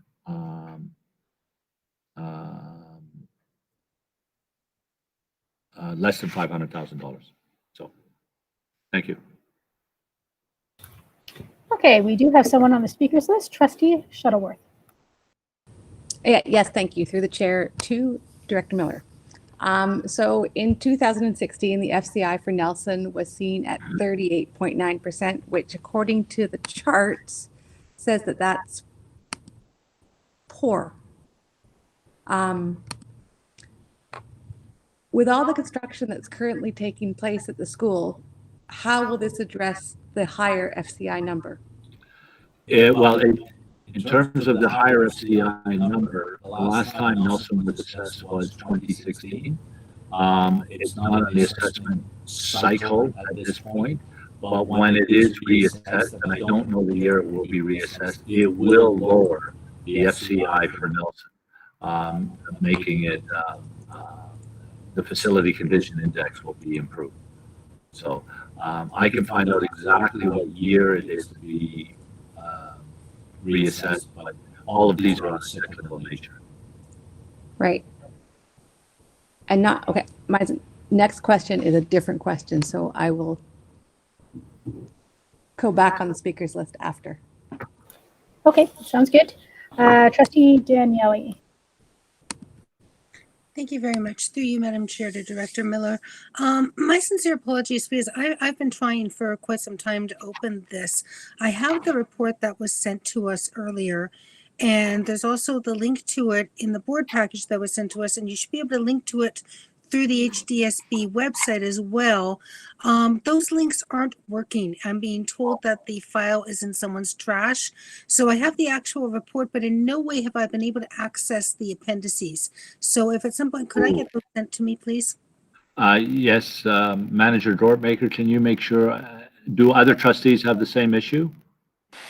I'm sure they do. I had a bit of an issue posting it. Bev hasn't responded yet, putting it on the website.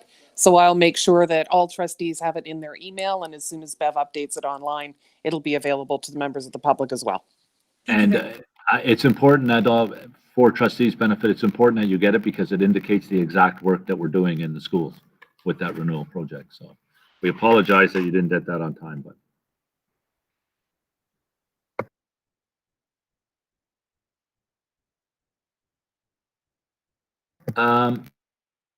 be deferred. Yes, Chair Durbens has just asked me, can it be deferred? We want to get started on it. What I don't have here is some of the timelines when the work was being done. Most of it is, when they combine the jobs and so on. Some of it, I think it's fair to say it can be deferred, and we will carry on with some of the work that's already being done or set up. So Superintendent Nagoy, I would look to you if you have any concerns with that, but I think it's fine. Thank you. Through you, Chair Grobens, yes, we can defer till November 4th. Some of the projects are under that time, not the funding amount or the cost amount. So some of the things can start. However, November 4th is not a problem. We'll bring it back. Okay, so I'm going to put a motion on the table to defer that until November the 4th. Can I have a seconder? Trustee Gray, thank you. Is there any discussion on deferring into the speakers list? Vice Chair Harrison, you're waving at me. Do you have something? No. Oh, okay.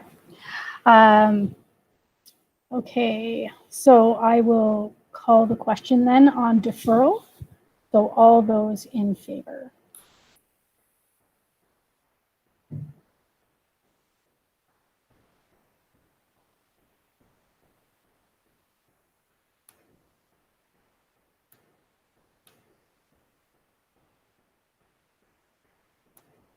And that's 12 votes. I think I've seen, there's the 13th. Yeah, that carries unanimously. So that item will come back to the table on November the 4th so that trustees can thoroughly look at all the appendices and everything. Thank you very much. Okay, so we are now up to communications to the board. Trustee Taylor and Trustee Vidyalankara, do you have a report for us this evening? Yes, we do. The floor is yours. Good evening, everyone. Trustee Taylor and I have been busy planning for our first Student Senate meeting of the year. We're really looking forward to our first meeting on Tuesday, October 27th. The past week, we've been receiving the names of the new student senators for the year. And for our first Senate meeting, the main focus will be on introducing what the Senate is, the role of the student senator, playing icebreaker games with students, and just in general, helping senators get familiar with their roles. We also want to discuss how school has been going for students, especially with all the new changes, and we anticipate that they'll have a lot to share and are really excited to hear from them about their experiences. We have also heard from students that this very difficult time has been very challenging for their mental health, and it's really important to me and to Trustee Vidyalankara that students are aware of the resources that they have. And so today we spoke to the HDSB mental health lead, Michelle Bates, and we're hoping to have her and the mental health team speak at our first Senate meeting.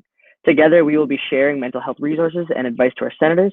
As well, we are hoping to introduce some new opportunities for senators to participate in mental health focus groups and a mental health awareness campaign.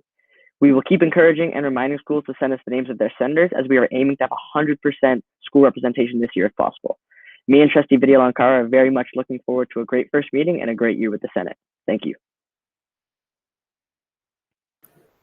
Excellent. So looking to the speakers list to see if there are any questions at all. Oh, Trustee Shuttleworth. Thank you. Sometimes it's faster just to raise my hand and find the button. So this is a question for both Trustee Taylor and Trustee Vidyalankara. Will you be sending a link to us to be able to come to the Student Senate next week? We can do that. We will send that to all the trustees. Perfect. Thank Everyone you is very much. welcome to come.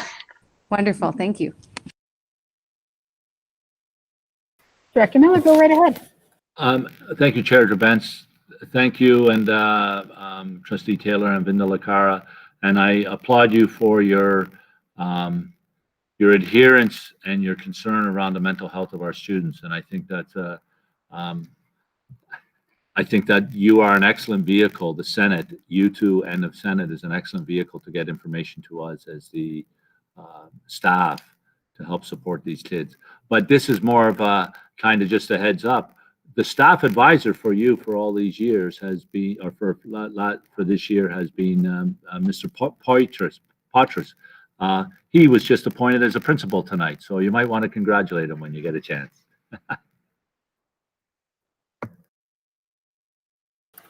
Okay, excellent. There are no other speakers on the speakers list, but it's looking forward to your Senate meeting and seeing how that goes. I'm sure that have you heard a lot that have you had a larger group sign up at this year to take advantage of the virtual setting?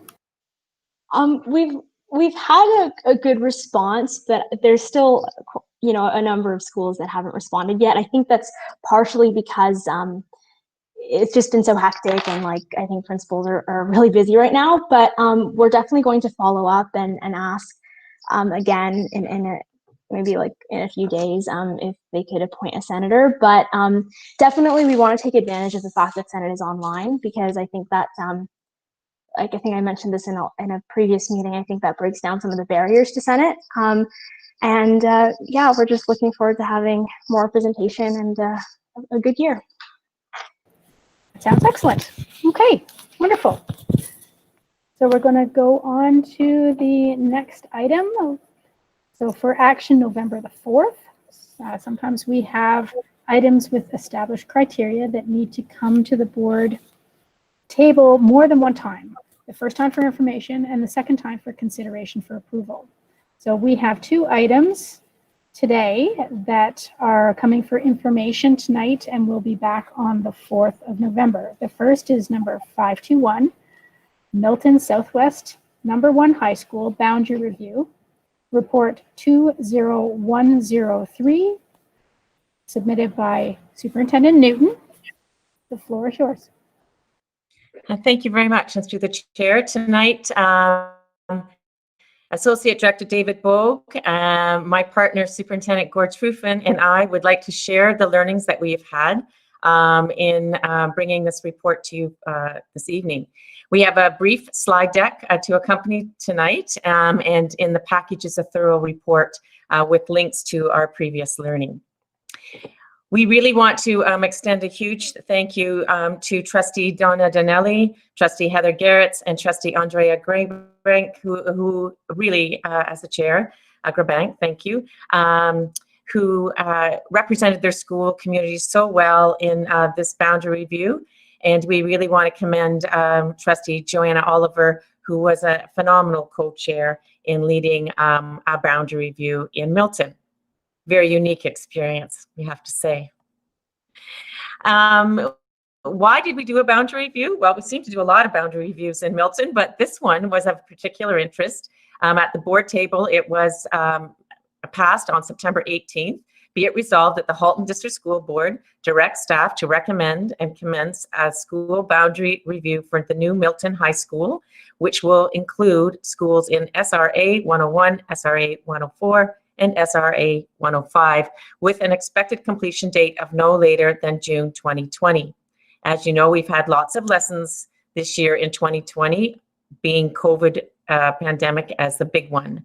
And therefore, this boundary review is coming tonight as information, and then hopefully you will see it to its completion at the next board meeting for action on November 2020.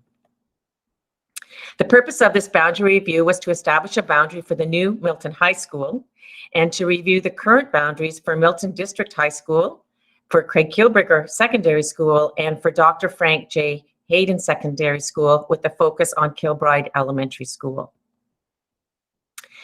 As in all of our boundary reviews, these are the main criteria that we'd like to measure the impact of any option that is brought forth to the table. Particular interest is a viability of program, and that means, can you offer a reasonable program with sustained enrollment that would garnish staff to bring their expertise to have a thriving community. We've also talked a lot about proximity to schools, and we've heard the cry out there for years about walk to schools. And we, under Suzanne Burwell with environmental causes, and again, one of our other pandemics this year has been climate change, that we hope that we've been able to provide walk to school focus for this study. We also take a look at the long-term accommodation. You heard some pieces of that earlier this evening as we're looking at the possibility of another boundary review for the next two elementary schools in Milton with regards to portables. And these are temporary accommodations, euphemistically known as chalets or cottages, that are temporary to deal with the expanded growth of Milton until we can find a balance. The next point is the balance of overall enrollment. So we looked particularly at if 3 schools are coming to Milton, how can we ensure that we have balance not only for the upcoming 5 years, but if we could look at 10 and 20 years out. And there leads into the long-term boundaries so that we do have families that can reside in one high school and not be transported to 2 or 3 high schools in the breadth of their career. We know that many Milton families have embraced the notion that they have to accept the flexibility of moving boundaries, even though they don't move from their home to different schools because of the pressures of the growth in Milton, but we try to limit these as much as possible. To that extent, we also look at the costs of transportation and how they feasibly roll into other costs in terms of building schools, as well as upkeep for schools that are less than new. And most importantly, and probably should be the first criteria, is what the student experience is for our students in any of our school communities, because we recognize it's not just a building, but it is as a community that embraces youth. The Boundary Review Committee met on the following dates that you can see before you. So we got right at it through the winter, and then March 13th was when we were ordered home. And so obviously the April 16th meeting was postponed in hopes that we could meet sometime in the spring to meet the June 20th deadline. But unfortunately, we had to reschedule to a visual meeting on October the 8th upon our return and restart to school. In January 22nd, 2020, we brought a board report before you declaring that we would have 3 regional programs at the new Milton High School. Number 1, that we would open with grade and 9-10 students only, and then in subsequent years add grade 11 and 12, and possibly 12 plus. We also insisted on a community pathway program, which is known as CPP, so that could realize the pathways and offset the pressures that are now currently only at the one school at CK. So we would have a CPP program in the west as well as the east of Milton, and that we would follow along with Aldershot's iSTEM school program and launch it for the grade 9s for the upcoming school year, and then again in subsequent years follow the iSTEM regional program that has been successfully launched at Aldershot to continue into grade 10, 11, and 12. Over the course of the 4 meetings, the Boundary Review Committee considered 18 options. They recommended 3 options to be considered for community consultation, which we held virtually in a town hall hosted by Associate Director David Bogue, Superintendent Gord Truffin, and our Chair, Joanna Oliver. On Tuesday, September 29th, that has been posted on the website as well of all of our meetings and minutes. So if people wanted to take another look at that live broadcast, they could do so. It was also moderated by questions that the community and the public could pose to us while the proceeding was occurring. We have recommended this option out of all 18 options. It's called option 9B. You will see before you a map of the English program boundary along with the French program boundary. In this option, you will see the 3 distinct high schools in Milton. You will see that the schools are cohorted so that they travel together to these schools, and that the French immersion cohort is also, regardless of where you live in that community, is together from grade 8 to grade 9. You will also notice that Dr. Frank J. Hayden Secondary School has all residents living in Kilbride to now attend Dr. Frank Hayden. In the past, they were divided on a country road that would put some at Milton District and some at Kilbride. And so again, we've collected the cohort together that they will all attend Dr. Frank J. Hayden Secondary School. We are really excited about this report, and we hope you are as well. We really do believe it addresses the pieces that we talked about in terms of what we value in a boundary review process. The secondary program has a very balanced approach in all 3 Milton schools. We're very excited about a CPP program that's a stellar program at Craig Kilberger, and will also be offered at Milton Southwest No. 1 High School, and be at the center of the school. And we're really excited about the architect plans for that. We've also maintained a French immersion program both at Milton District High School and Craig Kilberger Secondary School. And we really do believe students in Milton have an awesome choice of regional programs. They can enter at CK taking the International Baccalaureate program. They can enter at Milton District High School taking the Advanced Placement, or they can attend the Milton Southwest No. 1 High School in the iSTEM program. And these 3 regional programs are very successful throughout Halton, and we're really excited to be offering each of them distinctly at our 3 high schools. We also are really excited that all students residing in Kilbride will be directed to Dr. Frank J. Hayden. We feel that that cohort at Kilbride will be excited and ecstatic to then continue to learn together through high school. We also believe in the plan for 9B that all grade 8 cohorts and neighborhoods are together and attending the schools that have been designated in 9B. We also like the boundaries. The previous boundaries for Milton when Craig Kilberger was built were a little wonky with side streets. This one has very clear identifiable boundaries with major streets, making it easier for Miltonians to know when they move in what are the clear lines for them in terms of what high school. And we do believe that this provides future room for our balanced growth in all 3 of our Milton high schools, recognizing 2 more elementary schools are coming on the books by 2022, and another high school will inevitably be identified in the long-term accommodation plan that is currently being worked on as well. And at this point, I will turn it over to pose any questions you would like to have with either Superintendent Gord-Trufen or myself. Thank you, Superintendent Newton. I'm looking to the speakers list to see if there's any questions for you. Trustee Oliver, go right ahead. Through you, Chair, to Superintendent Newton. I don't have a question, but I do have a comment. And I just wanted to acknowledge the fact that this was the largest boundary review that had been done at the Halton District School Board to date. It was quite mind-boggling for me to comprehend the extent of this review, and I'm very pleased to have been able to be a part of the process.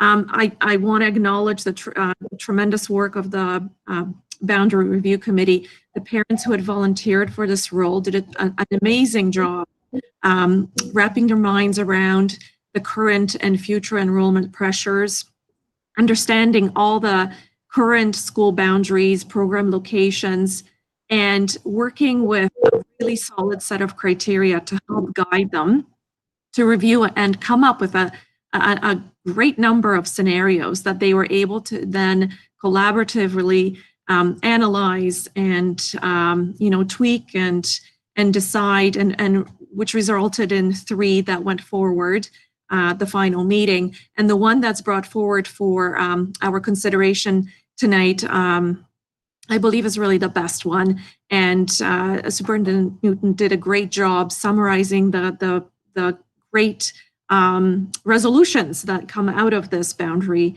recommendation, with all the wonderful points that she highlighted in terms of clear delineation of boundaries, cohorts proceeding together, neighborhood kids being able to go to the same school together, which I believe results in really great student experience. And I've just listed a few off the top of my head because there's so many more.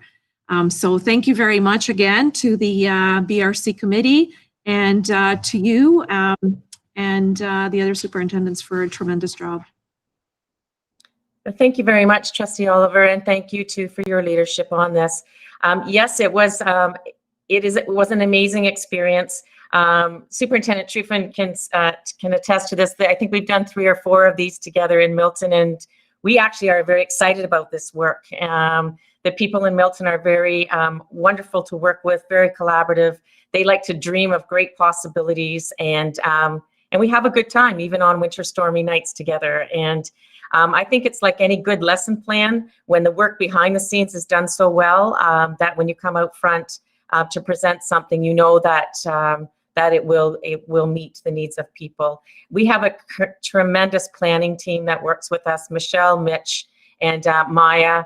And I know as we bring on our new facilities superintendent will be phenomenal as well, but they are absolutely amazing at making us look good, I would say. But also our trustees in Milton, hands down, are unbelievable, and they really know the politicians in Milton.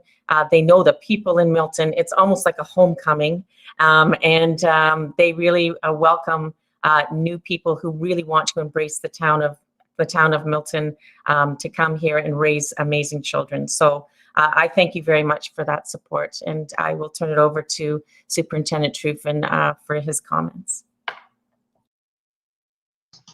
Thank you, Superintendent Newton. I really have no comments. You did a wonderful job, and just another boundary for trustees to consider for the town of Milton. Thank you.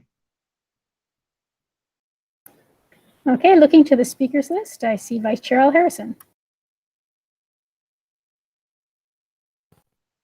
Thank you. Through you, Madam Chair. I have 2 questions. Question 1 is, at the end of the day, how many students will be shifting in September? And question number 2 is, it's great that that a second iSTEM location is opening up in the north, and I just wonder whether that is a signal that that particular regional program is on the move and growing, and whether then it's probably too early, but you know, the new school in Oakville might be a candidate for the next one. So there is iSTEM all around the board. Thank you to co-chair Al Harrison. If I could call upon my colleague, Superintendent Terry Blackwell, she's been pretty intimate in the iSTEM program and the development of that. She might be able to give you an early indication of where we think the projections will be coming up for the next year in iSTEM. And then I know Superintendent Truffin is looking at the LTAP numbers right now for you to talk about the shift in a moment. So if I can turn it over to Superintendent Blackwell, please. Yes, thanks, Superintendent Newton, and through the chair. So we will have to look at the iSTEM program in Milton and obviously monitor the enrollment, look at what's happening at both Aldershot and Milton and see if they're both viable programs.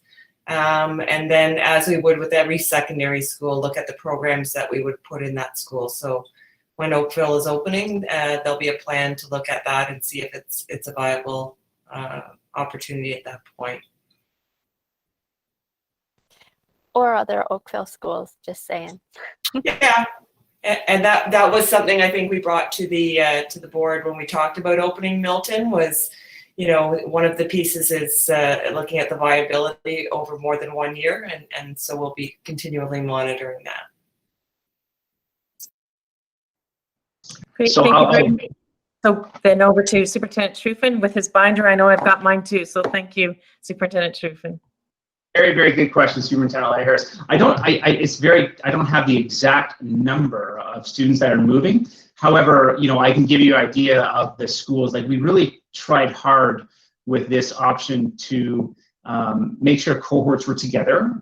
We had a number of schools in Milton, grade 8 schools, where if they were in the English program, they were going to Milton District or Craig Kilberger, and they were in the same school. So that's what this boundary really addresses. It really attempts to keep cohorts together in programs. So if you're in the English program in grade 8, you're going to the same high school. So if you're a French immersion program, you're going to the same high school. Now there is an exception with Brookville. Brookville does have a split cohort still, and certainly Trustee Garrett's is well aware of that. They go to Milton District and they go to Acton High School. But I don't have the exact number. We could probably give you the exact number next meeting if you want it, but there are some changes. So for example, Bruce Trail will be going to Milton District.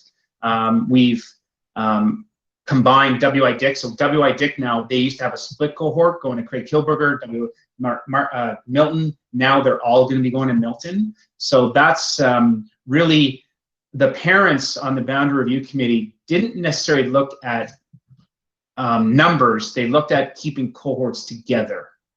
So I think hopefully that answers your question, because we wanted to keep cohorts together on this boundary. Thank you. If I could add to that too, Superintendent Truffin, I would say that what we tried to do is, we know Craig Kilberger is getting full. We know that. And so what we tried to do is take some of the pressure off Craig Kilberger, move it towards Milton District, which will be the school in the middle, if you like, and then the growth to the west with those schools. And when you're talking about Viola Desmond, that's already closed to enrollment, AJM and Boyne, those schools are climbing to 12 and 1,500 is an elementary school already. So you know just the sheer number of grade 9s and 10s, even starting at that school, will be close to 700 or 800 before we even add grade 11 or 12. So the movement was basically try to get kids, students from the west and the east, put them in towards Milton District, which still the numbers will show close to 1,400 at Milton District. So these are thriving schools, and we believe it will meet the students' needs. And just one thing to add very quickly, full credit to General Manager Thibault. He sent me an email. I'm already loving that guy. So about 413 kids are moving in from all the schools in Milton to the new school. Ish. He said 413-ish. Thank you, General Manager Thibault, for that email. Yes, thank you. We already like General Manager Thibault. Okay, great. Looking to the speakers list, Trustee Shuttleworth. Yeah, I don't know if this really fits here. Thank you, through the chair. I think this might be to Superintendent Blackwell or maybe Superintendent Newton. But I'm just wondering, with the environment that we're in right now and regional programming only being in person, will that impact anything that happens in September with the schools opening?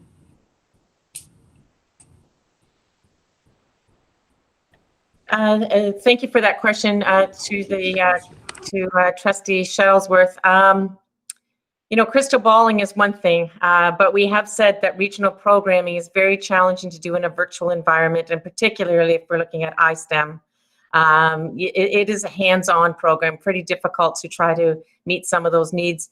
The other piece with iSTEM that's unique is it's a great partnership with Mohawk and McMaster and community partners. And so again, moving into Milton, we'd be looking for similar partners along the Waterloo 401 area. So again, that might impact, but we have not seen a decrease in student expression of interest wanting to go to regional programs. So that still seems to be the driving factor rather than opting for a virtual school. So at this point, it's hard to predict, but I would say that the lure of iSTEM, IB, and AP, I think hold well in the regional area. Chair Events. Director Miller, go right ahead. Through you, Chair Events, to Trustee Shuttleworth and all trustees, I think it's important to understand that this school is scheduled to open September 2021. We're in the midst of a pandemic and shortages, etc. And we have had some meetings to determine if that's indeed going to happen. And we will be bringing a report probably at the next board meeting with our assessment of that. So.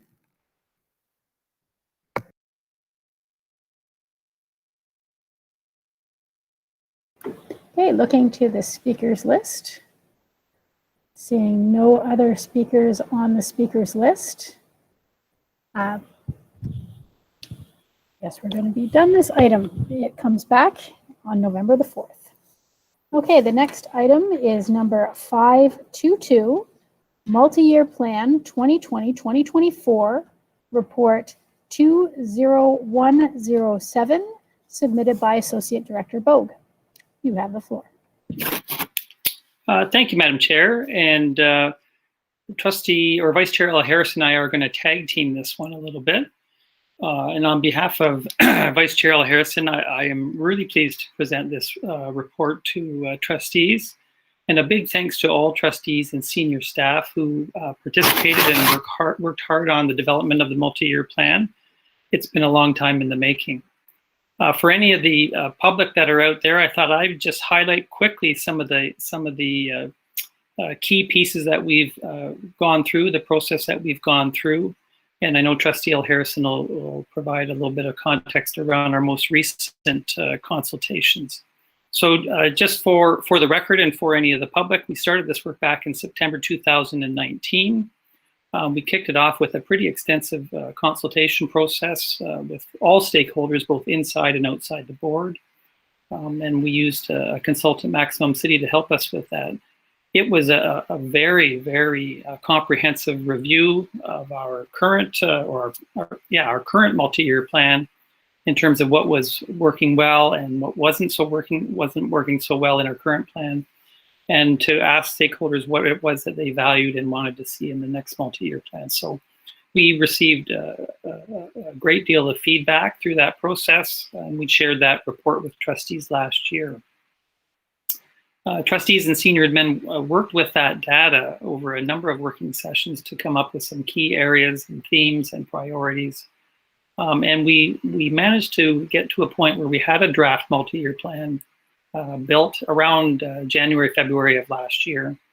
And then things got a little sidetracked with the pandemic. So our focus being on distance learning and the closure of schools and health and safety, we didn't want to continue the process of the development of this plan and not give it our full attention. We didn't think that that was honoring the process. And so we put it on pause. And as trustees know, we restarted the process this fall. And it had been about 6 months since we had last worked on it. So we really wanted to take an opportunity to have fresh eyes and look at the work that we'd done and to see if that work still resonated. And we also wanted to get some other eyes on this work. And so there was some additional consultation that we went through in the fall with some outside community stakeholders, as well as some of our own system leaders.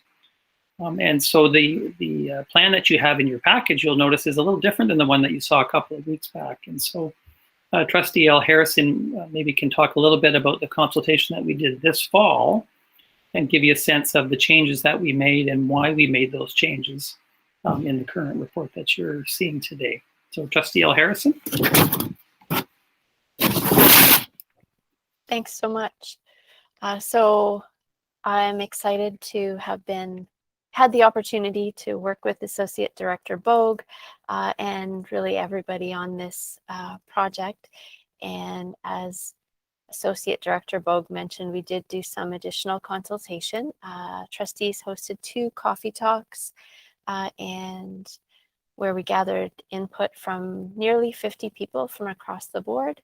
And further, there was a survey-based consultation with principals and administrators, as I understand it, and that all of that data and feedback was analyzed to make some changes. And I should also say that trustees and senior team had provided a number of thoughtful comments and questions and challenges to the piece of work that we had 6 months ago to make sure that it's contextually correct for now and for the next 4 years. So I just want to summarize the changes that were made since back in February, just at a high level. There were some content changes, and those were, I would say, minor wording changes, additions, deletions, some refinements for clarity and inclusion. To take out some of our favorite words that were repeated a number of times. We realized they were our favorites, like inspire and so on, once we read this over and over again. And just to foster kind of directness. So take action, for example, is the new wording under environmental leadership.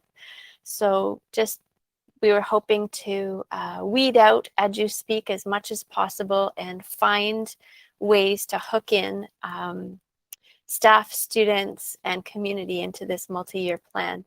The other area where there were changes are to the look and feel of it. What we heard from both community and internal people was that we had to better show how all of these pieces are interconnected in our work. While they were originally displayed as pillars, now the graphic is meant to show how they all really interconnect. We've also, well, that's really the royal we, one of the wonderful graphic designers, Rita, did all of this design work. She's matched the colors from the commitments on page 1 to the different statements on page 2. So those things match up a little bit better. And my understanding is that these pictures are a work in progress. We did have a number of comments, internal and external, that the pictures could better link up to those commitments. So for example, environmental leadership could have students outside around a tree or whatever the case may be. So we are looking for some perhaps swap-ins on the images in the next week or so. So generally that summarizes the changes. I hope that each and every person sees themselves reflected in here, and that your favorite words made it in some way, shape, or form, and that we can carry this forward, and look forward to the discussion this week and the vote in a couple weeks. So thank you.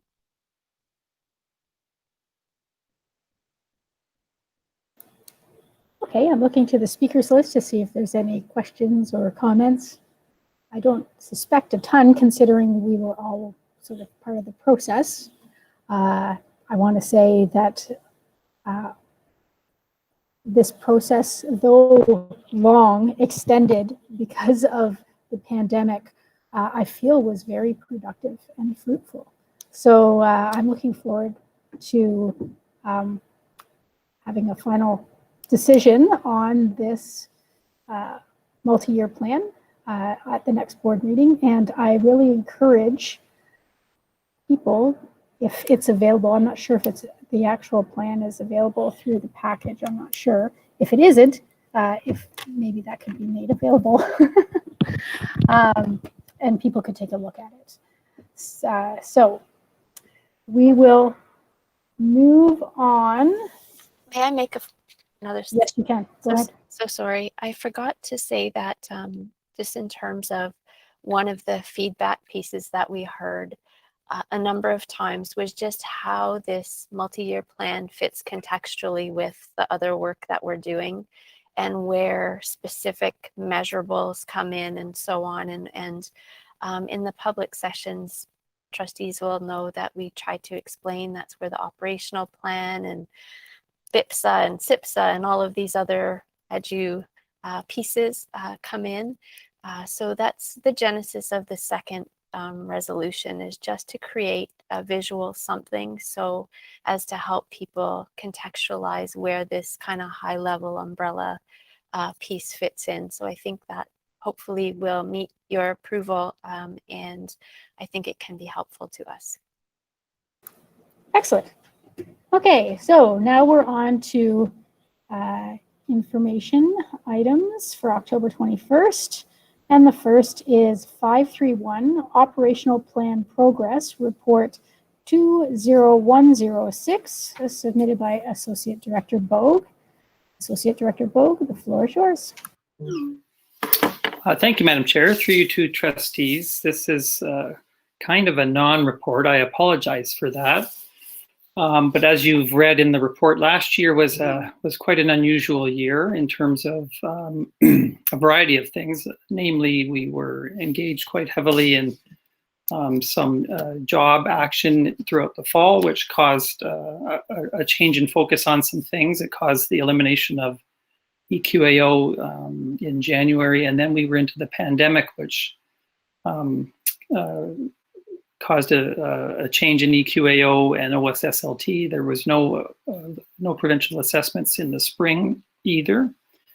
And in fact, we also didn't run our Have Your Say survey last year as well, as we were focused on the things that really mattered at the time, which was remote learning and health and safety and those kinds of things. So there's not a lot of data to report on, and as the report says, I think 22 out of our 34 measures are not measurable from last year because there was no source for data, and even the sources of data that we can measure, one has to question whether the data would really be reliable and reflective of how we did as a system last year, being such an unusual year. So we felt it was important to bring this report forward, so that it's been documented and it's on record. We're in a pandemic, and so it's just an unusual year. But I know the staff around the table would be happy to answer any questions about any aspect of the plan last year. Perhaps anecdotally, we can give a flavor to some of the pieces, but certainly our efforts last year were really focused for most of the year around remote learning and managing the pandemic. So I'll leave it at that, Madam Chair, and open to answer any questions that trustees may have. Okay, I'm looking to the speakers list and to the Google Meet Brady Bunch look to see if there's anybody who would like to ask any questions or make any comments.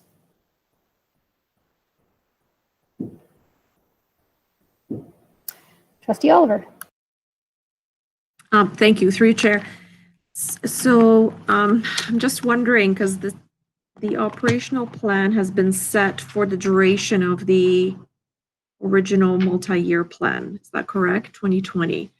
So now we'll have an opportunity to design or to have some input into a new operational plan based on the new multi-year plan. And I think it's important for us to be cognizant of the fact that the pandemic may continue for some time, and not to rely on measures that come from things that we might not always, like the EQAO, that may not proceed. So think of other ways to be able to measure where we have more control over internally with staff. That's just my comment. Thank you. Yeah, through you, Madam Chair, to Trustee Oliver, that's a great suggestion. And we've started to talk about what the next operational plan might look like. We want to obviously wait to ensure that the multi-year plan has been supported. But we're having that exact conversation. And in fact, some of the baseline data that we would typically use from the previous year, we also don't have this year. So what does that look like? How are we going to monitor and measure progress? That's a really great suggestion. So our hope would be to get this this new operational plan to the board in the next within the next month, maybe even at the next board meeting alongside the multi-year. Well, no, it'll be at least 2 weeks after the multi-year plan comes, and we will be having those same conversations. And we'd be happy to hear trustee feedback around how we're going to measure our progress on the things that that we've set out in the multi-year plan as our priorities for the next 4 years. Okay, and the next speaker on the speakers list is Trustee Rocha. Thank you, through the chair. Trustee Oliver captured what I was going to ask, so I will withdraw my question. Okay, so we'll move to Vice Chair Al Harrison.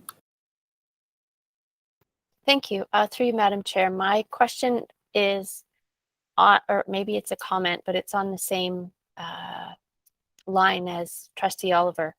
I heard a segment today on CBC. I think Matt Galloway was the host, and there were two experts from across Canada speaking on a related topic, and they said that it's really important to measure what we care about. And sometimes in absence of really handy ways of measuring, we fall back to numbers. And so I think one of the takeaway messages for me was that, there are other ways than setting, 90%, 60%, 30% numbers. And, some of the best measures may be anecdotal or narrative type ways to learn about what's going on, particularly at a time when we don't have access to some of those numbers. It might just kind of push us in this kind of more human direction. Thanks for that suggestion, Vice Chair Harrison. We will take that back, and that has been part of the conversation that we have started to have. So we will continue with that.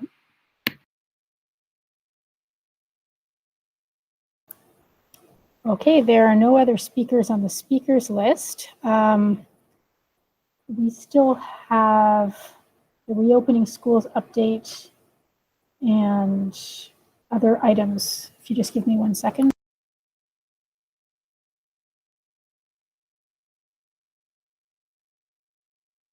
No, I only have 2 for director's report, and they're both very brief. They're just announcements, really. Okay, I guess we'll push forward then.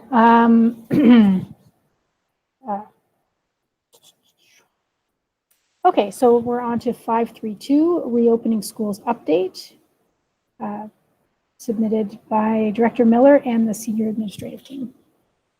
Go right ahead. Thank you, Chair Gerbents. Through you, Chair Gerbents. I don't have anything to say this evening as a preamble, so I am going to turn it straight over to Superintendent Ruddock. And she can start doing our usual going through the group. I understand trustees will have some questions, and we're prepared to answer. Thank you.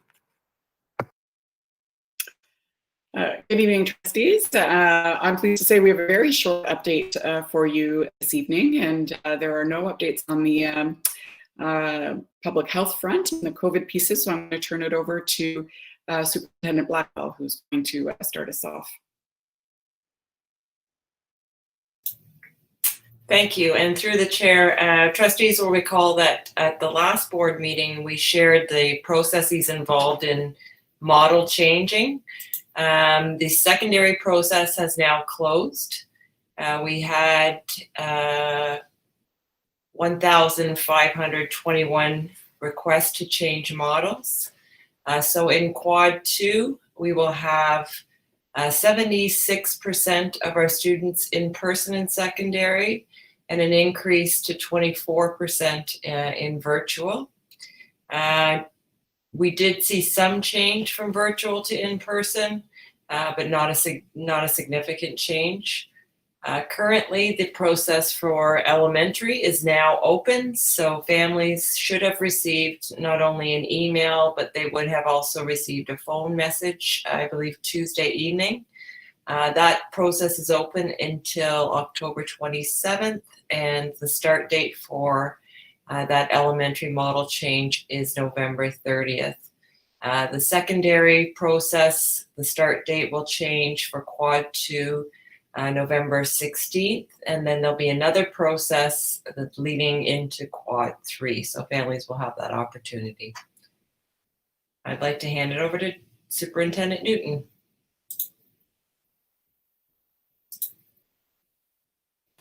Before moving to Superintendent Newton, there is a question from Trustee Shuttleworth. Thank you, through you, Chair, to Superintendent Blackwell. I've just got a question about those numbers. So the 1,521 students, was it evenly spread across the high schools, or were there particular schools that had a greater uptick in the choice to move from in-person to virtual? Thank you. Through the chair to Trustee Shuttleworth. Good question. It was pretty much proportionate to the size of the school. I think our smallest number of changes to virtual were about 25 students, and our largest school saw about 250. We also had, and it was really interesting, it was very well distributed across all 4 grades. So that data has been taken away, and our schools are already working on resectioning and staffing, and there's been a lot of work as shared at the last board meeting to make sure that programs available for students. Thank you. Okay, there's no other speakers, so I guess the next person can go. Thank you. Thank you very much. And this evening, I wanted to present to you our school calendar for secondary. As you know, the secondary model is 4 quads. And as we're working through our quads and working through the learning, we're recognizing that that it's a challenge. And we're listening to students, and they are finding the workload is heavy. And to this extent, what we want to put in place are 2 days at the end of each quad, so quad 1, 2, and 3, where they will be dedicated for students to have one-on-one help with their teachers, some student success pieces, credit recovery, students that might just need that extra push to get that credit and get finished. And so to that extent, they are going to be instructional days, so that doesn't change in terms of the ministry calendar that Associate Boak has submitted. But what changes is that students will be virtually at home working with their teachers to ensure that they understand the course material at the very end of the semester, that they have opportunities to complete any required or missed work and or alternative assignments so they can work ahead. The good news, this costs no money. So it's a zero neutral cost to us. And in fact, Superintendent Ngoy has estimated that the savings for having students work virtually to catch up these pieces on a one-to-one basis will save $33,000 in terms of not having to bus students for the extra day. So right now we already had 1 day designated to this, but we feel that we're going to need 2 days to help students get through and get the push on, and they can feel successful and get ready for quad 2. And so that's why we're doing that. And we'll be happy to send the link with the revised calendar through Gail Gortmaker to that point. Thank you.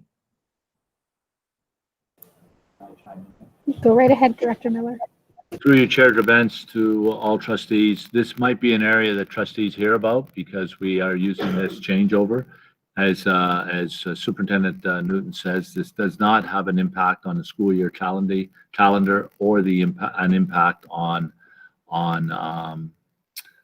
instructional days. If you'll recall, it's all over the news that many boards announced that students would not have exams.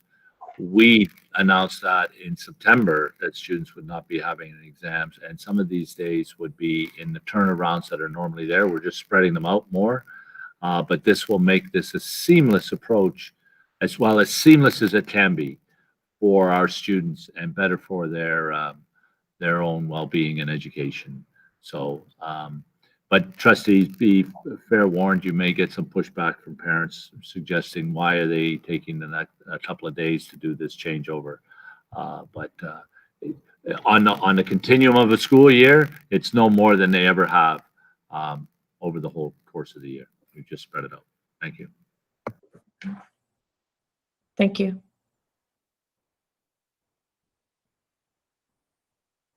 I'll turn it over now then to Superintendents of School Programs, Salmini and Hunt-Gibbons. Thanks.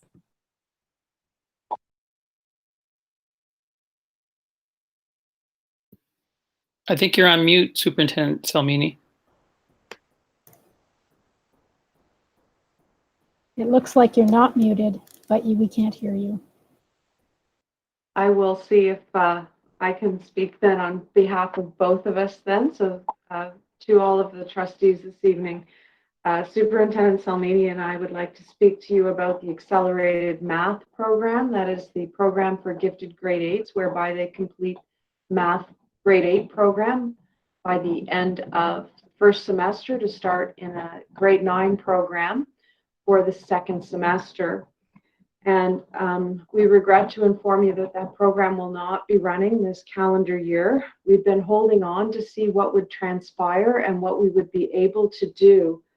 Unfortunately, our gifted grade 8s are in a multitude of schools and models, because some have opted for virtual across the system, east, west, and north, and some of them are in their home schools. You add to that our secondary teachers are in different models as well.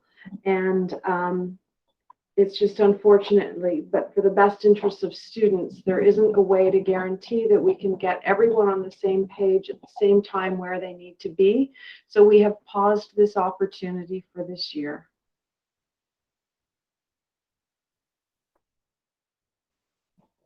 I'm looking to the speakers list and I don't see anybody on it right now. So you can keep going. And that concludes the report for this evening. Trustee Shuttleworth. Hi. Yes, I think my question is for Superintendent Ruddock. Recently, there's been an uptick in the number of COVID cases reported at Nelson.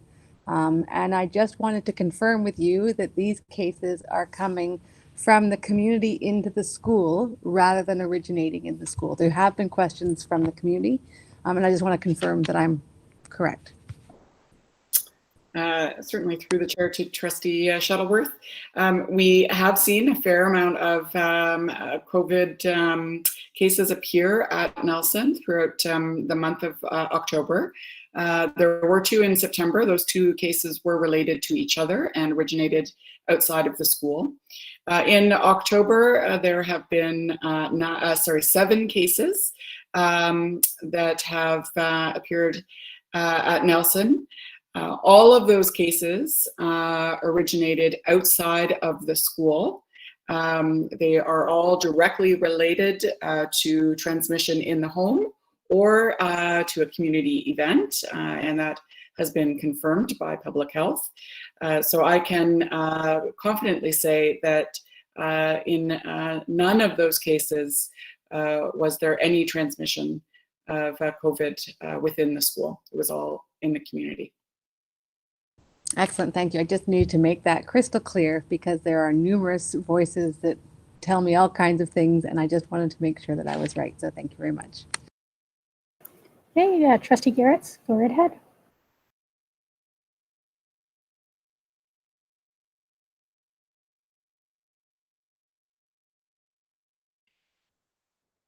Sorry, 1 second here. Sorry. Just a question for the folks, whoever wants to answer it. How has the pandemic and the dual structure of programming affected timelines and reporting and the process expectations? This has got to be affecting our staff. Are they different from the previous non-pandemic years?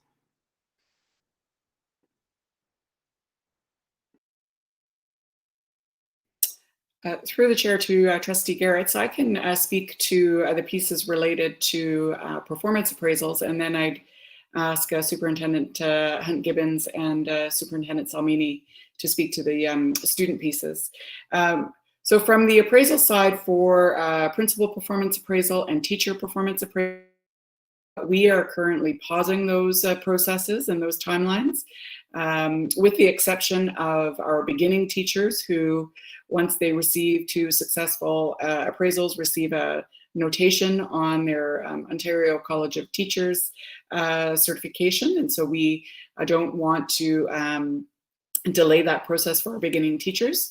So new teachers will receive appraisals, but at this point in time, we are pausing the timelines for appraisals for both experienced teachers and for administrators. Through the chair to Trustee Garrett, I would add that the biggest change in processes in secondary probably has to do with MARC reporting processes, because we're on a quadmester system now and everything is condensed. Normally we would have 5th and 15th week reports as well as midterm and final. With the quadmester system, it's much more condensed, and we've just finished our midterm reporting. We don't have our 5th and 15th week formal reports as we did in the past. So teachers are under greater pressure to get everything within that timeline, and families aren't getting as many updates as they normally would because the course is moving much more quickly. And that's probably the greatest change to the process for us. Thank you. Thank you. So looking to the speakers list, I'm sure there'll be more questions coming on. I will ask this of Superintendent Ruddock.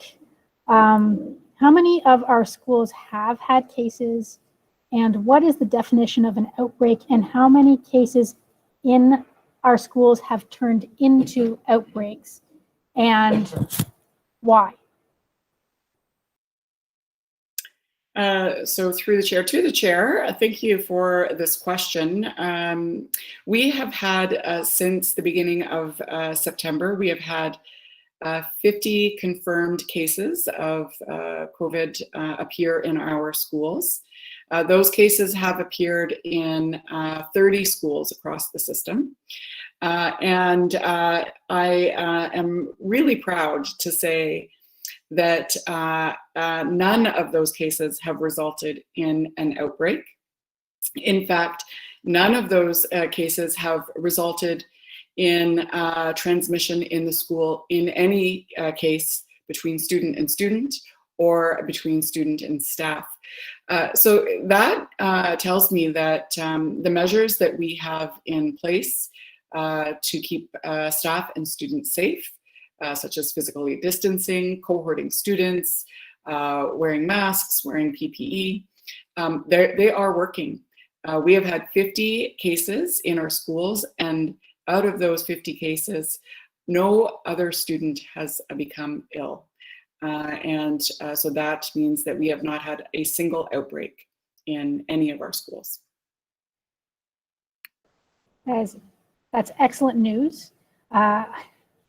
I mean, I would say, like, I would want to thank staff for following protocols, students for following protocols, and families for following the protocols, because it takes all 3 of those levels to make this work.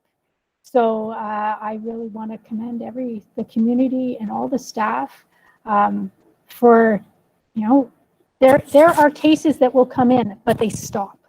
And that says a lot about what we're doing. So that's fantastic. I have Trustee Reynolds on the speakers list.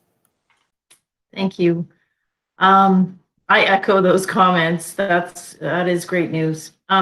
Through the chair, I was hoping to get, I have another question on the pandemic, how it's impacted our schools. And I'm wondering if you could just highlight for us what the public health framework is that we use to evaluate when we shutter a class or even shutter a school. And can you just highlight whether this framework has changed in any way since the beginning of September? Are we following the same framework? Through the chair to Trustee Reynolds. That's a little tricky for me to answer in that the contact tracing and the decision to close a class is completely done by public health. That decision is made based on information that they gather in large part from the individual who has COVID, but also from an interview with the principal and interviewing staff members around the implementation of the protocols. And so it's a collection of all of this information that they gather that they determine whether a class needs to be closed or not. And that information is not shared with us because a lot of that information is confidential personal health information of the individual that has COVID. But I can say that we have really built the confidence of public health over the last 2 months in terms of the effectiveness of our practices and how they are keeping kids safe.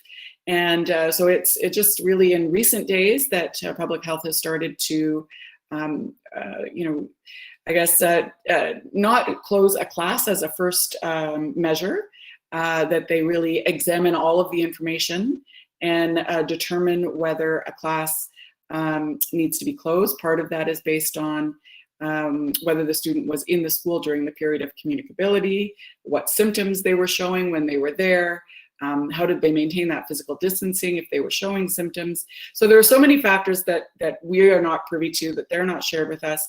And so, I can't say with precision how those decisions are made, but I can say that public health does have confidence in the measures that we have implemented and are not so quick to close a class because they know that they are not seeing the spread in the classroom.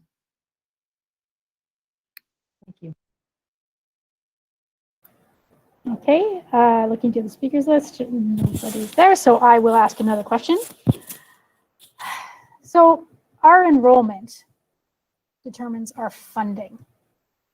And so do we track how many students have left our system, either to go to another system or to homeschool? And if they're homeschooling, like actual homeschooling, do we track those in any way? Do they have to register in some way? Like, where do these students go and how many students have left? Can I jump in on this one, Superintendent Ruddock? So I can comment on the homeschooling piece. We do track that. Every student that has that is currently being homeschooled, we have a record of. I say every student that we're aware of, because in this year we may have a few kindergarten kids that just didn't register with us who could be homeschooling, because as you know, it's not mandatory for kindergarten aged kids to be in school. So typically we, at this point in the year, would have under 100, just under 100 or so kids that are being homeschooled. And this year we have 294. So we have seen a pretty significant uptake. So that would account for a couple of hundred kids enrollment difference from year over year. In terms of kids that have left our system, I think that's more of a question that we might have to dig into from a planning perspective. I see Superintendent Nagoy, she may have a sense of those numbers, I'm not sure, but that's the landscape with respect to homeschooling. And with regards to tracking, that is the exercise that we do right now for revised estimates, and we'll have a bigger picture in terms of where are we seeing the decrease in enrollment. Are we seeing it in, for example, the demographic, the development closings, families moving in, delays in construction. But what we typically have seen is lower uptake for the entry grade for FDK. A reason of that could be that they simply are not choosing the virtual model or the in-class. I don't believe they are required to have a homeschooling plan for kindergarten, so we may have some additional, on that homeschooling list. But also the immigration rates have been lower this year with COVID, with the borders being closed, etc. I'm not sure if General Manager Thibault would like to add to that. Through Madam Chair, just quickly, as superintendent, to go ahead, we will be looking at seeing if we can dive into the numbers and find where those variances are from previous years in terms of progression factors and try to localize exactly where the issues are. I'm not answers on this one, but at least we'll have an idea of how much the trends have changed for the 2020 school year and how we're going to address this moving forward in terms of projections.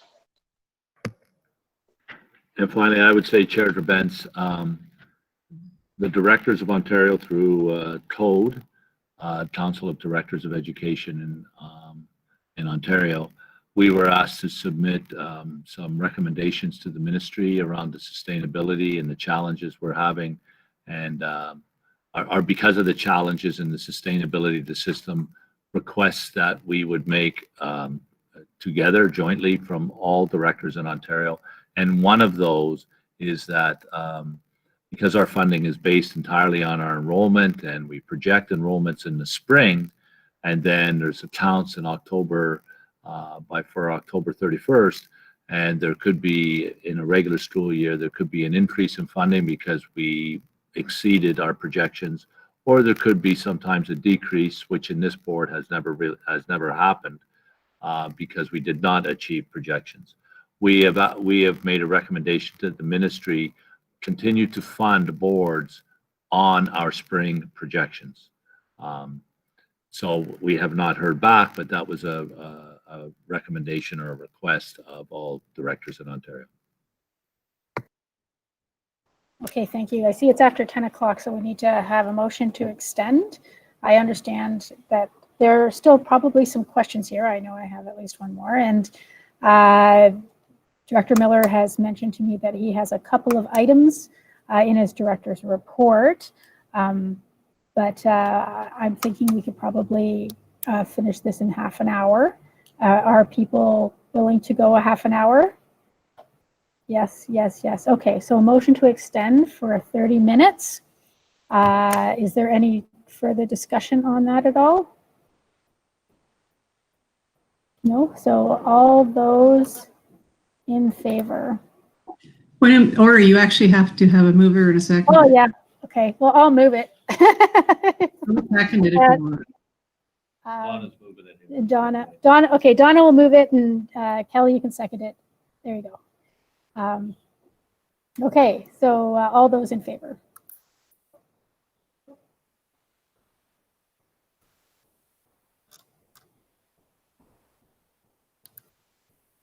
Oops, what's going on here? Technical difficulties. Yeah, I got a weird answer.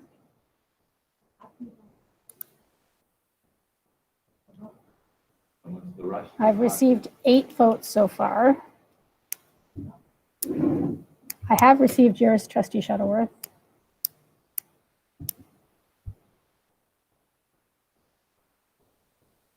I'm up to 9 votes.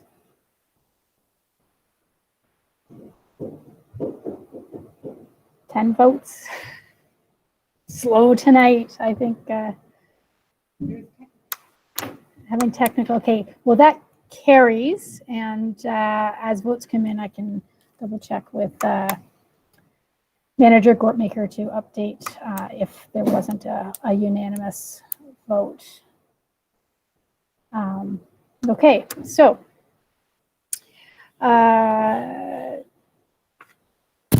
since that carries, we're going to go for another 30 minutes. So question. So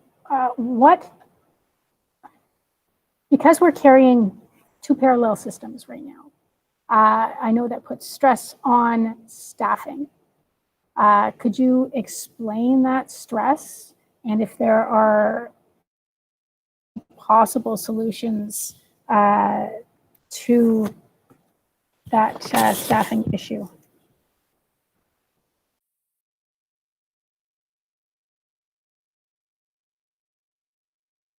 Sorry. Through the chair of events, I will begin, but then I will look to Executive Officer McFadden or any of the other superintendents who want to weigh in. There's all sorts of staffing shortages. Our teachers, supply teachers, French teachers, admin, and even some custodial and bus drivers. We've been fortunate compared to other boards around the busing process, around busing and transportation. We have not experienced great shortages there. Regulation 274 was rescinded in part to give boards a bit more flexibility to hire recent graduates but also more staff. The directors of Ontario have asked that if we can have permission from the province around an earlier dismissal time for elementary schools, which would allow for planning time, which would allow a bit more flexibility for staff. But I will say this bit, and then I will turn it over, I think, to whoever's ready to speak, Executive Officer. One thing that would help us greatly with staffing is, and I believe this, as do other directors, is that education workers, and in particular teachers and EAs, those directly working with kids, get prioritized around the testing. We've got teachers that are off sitting at home, and every board has got teachers sitting at home. We are now allowing some of them to work from home, depending on their circumstances, waiting days to get a test and then days for a result of a test. So it's not only costing the boards money because we're using occasional teachers, if it's a face-to-face teacher, et cetera, and so on, but it's also meaning that teachers are absent and putting a strain on the system. And so if there was something I would ask trustees is how can we prioritize education workers? Currently, the priority is health workers, understandably. I don't think anybody would quarrel with that, but I think education workers need to be a priority for this province as well, so that kids can have consistency with their teachers and our teachers can be at work. So with that, I'll turn it over to Executive Officer McFadden. Thank you to the chair through the chair. We have looked at our staffing. We began to do so in the spring when it became clear that we'd be heading back to some sort of bricks and mortar learning. And we added to our supply lists so that we would have a healthy and robust supply pool, anticipating that absenteeism due to COVID would be higher in the fall, as it has been. What we didn't anticipate, even though our lists were healthy, was that there would be a certain percentage of staff on those occasional lists who would elect not to work during COVID. And that is because of the virus itself, because we have people who are retirees on our list, who are in the at-risk groups, and chose not to return to bricks and mortar work at this time. So as a result of that, this fall we have opened our lists again for teachers, supply teachers, supply EAs, supply ECEs, supply secretarial staff, and have gone through a recruitment process to add to our supply lists. In terms of our occasional LTO positions, our long-term occasional teaching positions, and our permanent positions, we've also had difficulty recruiting in those areas, somewhat dependent on qualifications. French has been extremely difficult to recruit for this fall, but really in all areas. And this is something that the board is not alone in. It's being discussed by all superintendents of HR on a provincial level. You've seen some boards in the press who have indicated that school closures may happen as a result of not being able to staff schools, not simply as a result of COVID. So it is a problem, and it's a pressure that we are addressing through active recruiting. We've changed our recruiting methods. We're doing taped interviews that we're sending out to our administrators for review.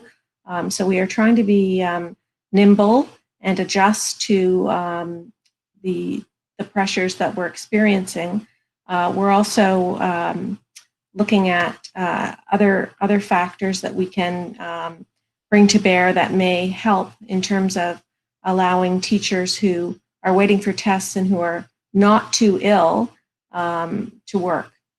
So we're allowing that to happen in our virtual environments because often they're asymptomatic and still want to continue to work while at home waiting for test results. So we're hopeful that these additional measures will allow us to continue, but our schools are struggling under unfilled jobs. We must have teachers in particular in front of the classrooms. So we like all other boards are struggling with recruitment at this time.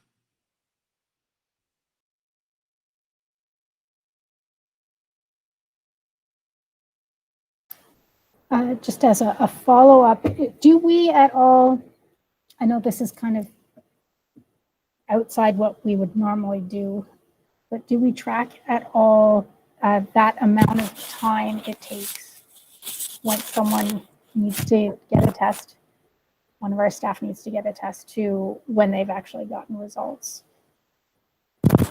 Is it something we would consider tracking?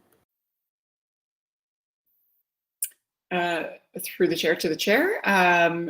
It's certainly information that our employee health and wellness department is tracking in terms of the use of what we call code 42, which is the code that an employee must use when they are isolating and waiting for their test results. And then those test results are submitted to health and wellness.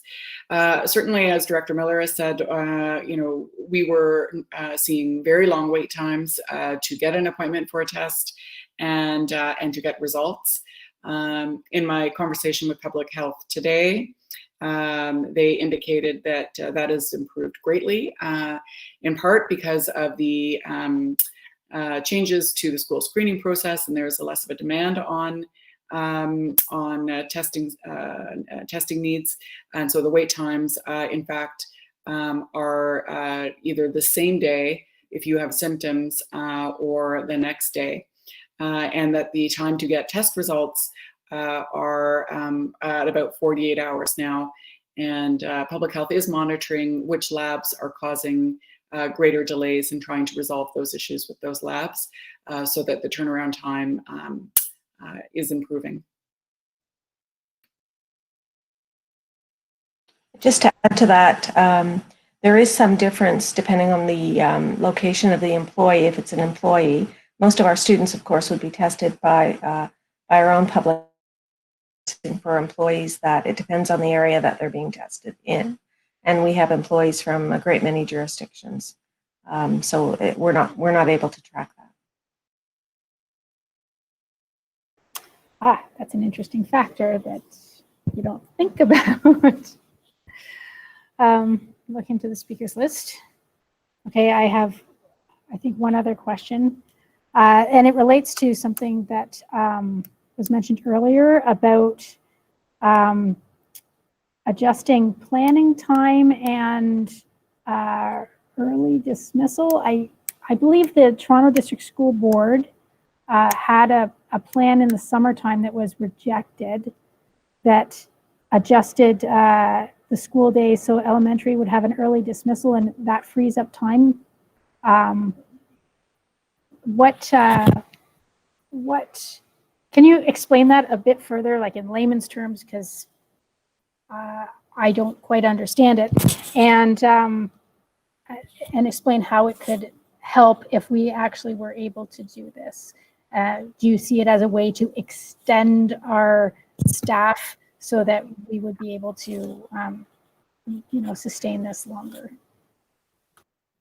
Through your chair, I will let Superintendent Ruddock or Executive Officer McFadden or Superintendent Salmini go through that process for you. So through the chair to the chair, I can start us off, and then certainly if Superintendent Salmini has anything to add. Our elementary teachers receive 240 minutes of planning time a week, and so if that's kind of amortized over 5 days, it's about 45 minutes a day of prep time that they are entitled to. This planning time is delivered by what we would call planning time teachers, specialist teachers that teach math phys ed or music or core French. And if those subjects were all delivered by the homeroom teacher and the day ended 45 minutes early, that would eliminate the need for a planning time teacher or a specialist teacher, and it would then create a number of FTE that we would recover, those teachers who are currently delivering that planning time to classes, and they would now be available to teach core classes or homeroom classes, or so would be fed back into the system. So rather than covering planning time through a teacher, if a day is shortened, the planning time would be covered at the end of a school day. Superintendent Salmini, do you want to add anything to that? No, Superintendent Reddick, great job, but I'll take any questions that may come.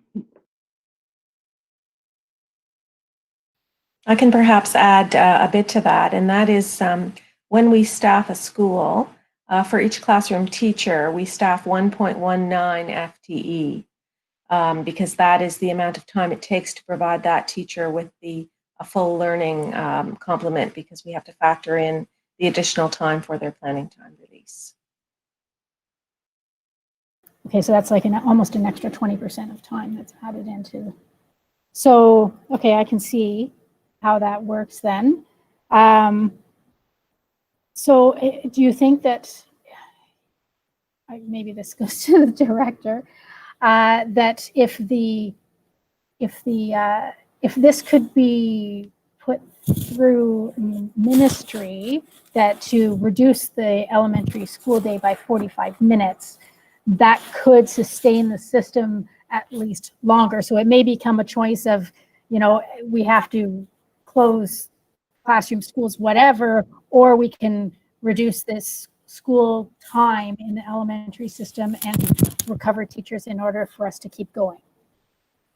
Through Chair Gerbens, to you, Chair Gerbens, it is one of the recommendations, or I don't want to say recommendations, perhaps suggestions that the directors of Ontario have made to the ministry and through the ministry to the minister's office. The answer to your question is yes. Whether I think it would be a contributing factor in increasing sustainability, in of itself, it probably would not be sufficient. But of course, the ministry will have, it does mean that students, elementary students would be going home to school 45 minutes earlier. And that is contrary to what the Minister of Education has stated and what we are to be in compliance with. So there is I believe, a challenge for the ministry and the minister of it and the government of the day to get that balance so that we can have greater sustainability with our staffing and at the same time, I guess, address the needs and the wants of families and parents and the education of kids. But the short answer to your question, it would certainly be advantageous for us in increasing the sustainability.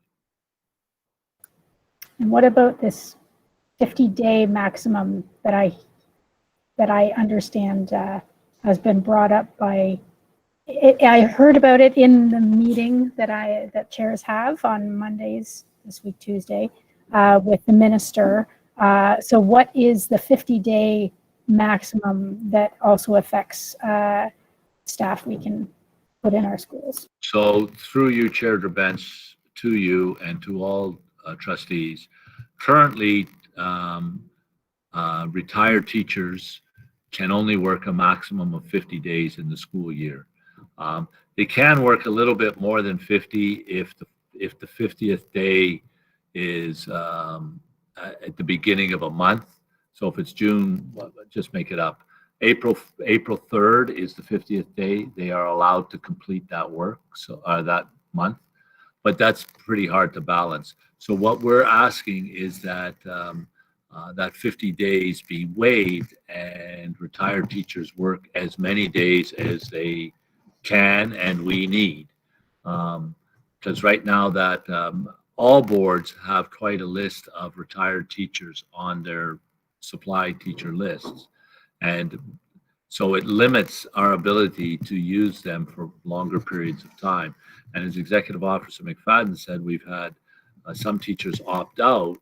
So if we have 4 teachers and 2 opt out for health reasons or fear of the pandemic, and then the other 2 can only work a maximum of 50 days, you know, if you'd added up to 4, that's 200 total days. That's not so bad, but we're now down to 100 days. Whereas if that 50-day max was lifted, they could work whatever. They could work the whole school year almost. So.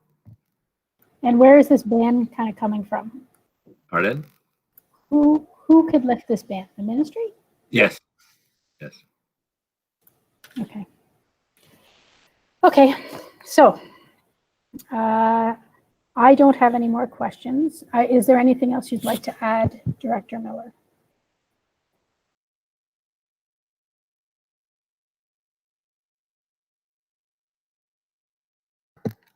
The only other thing I would add, Chair Grabentz, is many of the things have been touched on in your questions around some of the recommendations. But one of the other things that the recommendations or that the directors have said is that we are all struggling with the technology that we need to provide for our students for equity reasons and to families, and we need more funding.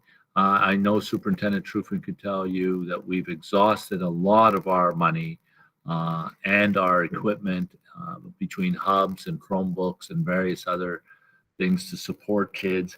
But as the number of students goes up in the virtual school system, the more technology we require.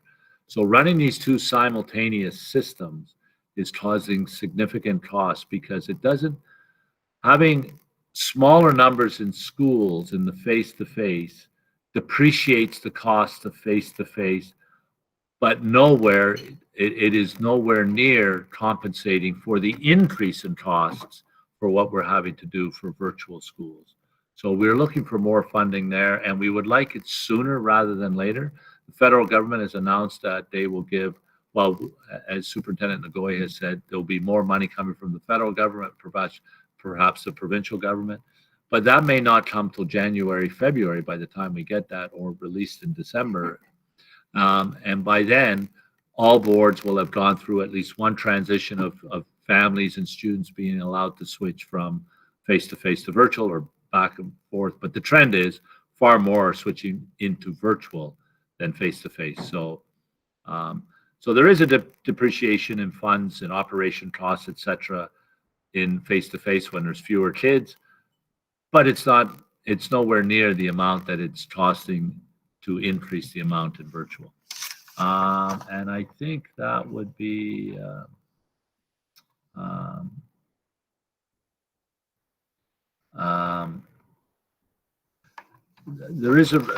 I'll leave it at that. Thank you. Okay, I'm looking to the speakers list and I'm looking at the clock, and that took a lot more time than. Okay, next.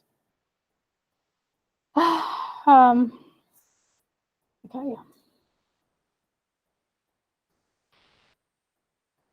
Notices of motion. So, do we have any notices of motion? Seeing none. Director's report. Go ahead, Director Miller. Thank you, Chair Grabentz. My director's report consists of 2 announcements, and one of them I know will sadden all trustees in that as of December 7th, I will no longer be your superintendent of facilities. I know I've done a fantastic job there. I've said so every single day, but I am really happy to report that we have gone through a process which was a vigorous and a robust process, And I'm announcing tonight, and trustees, I believe, now have the report.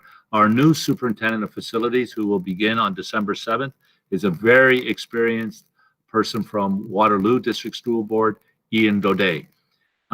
Ian is not currently a superintendent in Waterloo, but that's only because they don't have that position.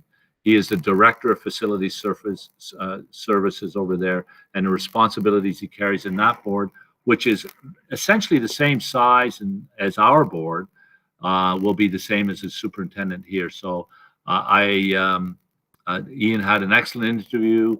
His references were extremely good, and the director of his current board is very sorry to see him come to us, which made me very happy because we've got a great superintendent of facilities. And one of the things that struck us in the interview was, and trustees will appreciate this, Ian's commitment to equity in the facilities department. They, under his, while he is being responsible in Waterloo, they have included kids from Student Senate, people from their equity department in consulting around design of schools and renovations of schools, and having students directly involved in looking at learning spaces, and also those from the equity. So I think it's with great pleasure that I announce tonight that Ian Daudet will be our superintendent of facilities December 7th. And it is with great pleasure that I announce that I will no longer be doing it as of December 7th. So I would invite any of the trustees that were on the panel if they had any comments they would like to make. And that's Chair Grabantz, Trustee Amos, Trustee Collard, and Trustee Garrett. If any of you have any comments, otherwise I'll go to my next announcement. I would just like to say that it was a fascinating process. There are very qualified candidates out there, and I think that we have really got a great candidate, great superintendent coming on board. Very excited to have Ian join the team and to work with him. So December 7th can't come soon enough, especially considering the superintendent that's now in the position. Trustee Amos.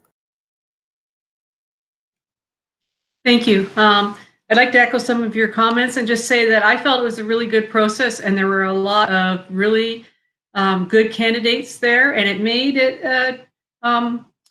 us have to think about our priorities and what they all brought different skills to the job. And I mean, there was a few there obviously that could have done it, but I think Ian is the person who was going to do the best for our board. And I'd like to say welcome virtually if he's watching, and can't wait till he's here, because I know that we have an okay superintendent of facilities right now, but he'll be a great one.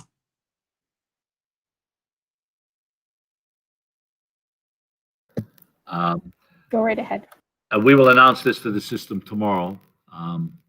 So it'll be out there. The second announcement, and this one really does sadden me, but I'm super happy for her. This is the final board meeting after 40 years of devoting her career and her efforts to public education and helping to truly make this a great province to live in. I know we always hear those platitudes about what a great place Ontario is and what a great place Halton is. But it is. And Deborah McFadden is one of those reasons, because we have a fantastic public education system here. And without people like Deborah McFadden at the helm of human resources, or even when she worked her way up through human resources, we would not be producing the types of graduates and the types of students that come out of our systems that make this province a great place to be, and this country a great place to be, and making a better world, a more just society. Deborah has handled many, many great challenges.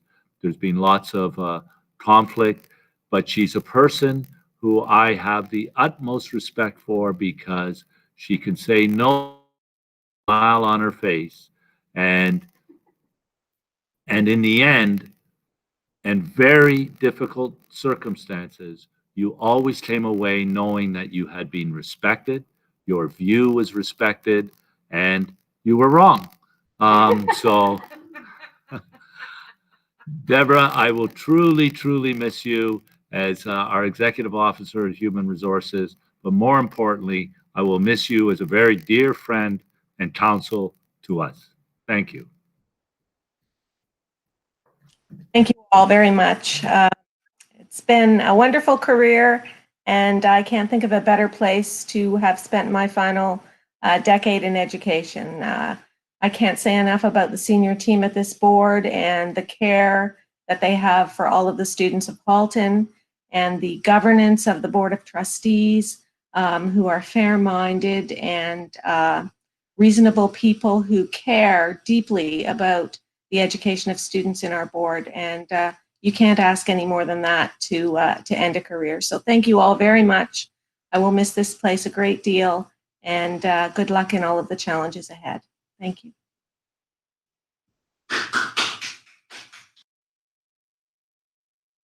And Chair Dervance, that concludes my report tonight.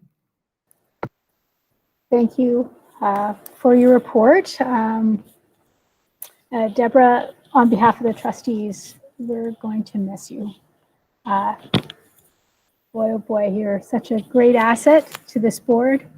I know that General Manager Taha, he has big shoes, though you don't have big feet. I know, I've seen them.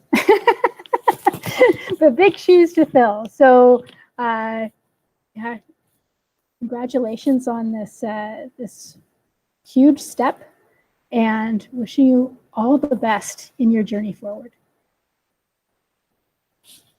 Thank you very much. Okay, now we are on to communications from the chair. There is our letter to the minister linked in the agenda package. Excuse me, referring to regulation 463/97 electronic meetings. Sorry. So we haven't received a response. 5.7 committee reports. Trustee Oliver has submitted a SEAC committee report, and it has a link in our agenda. She spoke about it at the last meeting. Are there any other committee reports?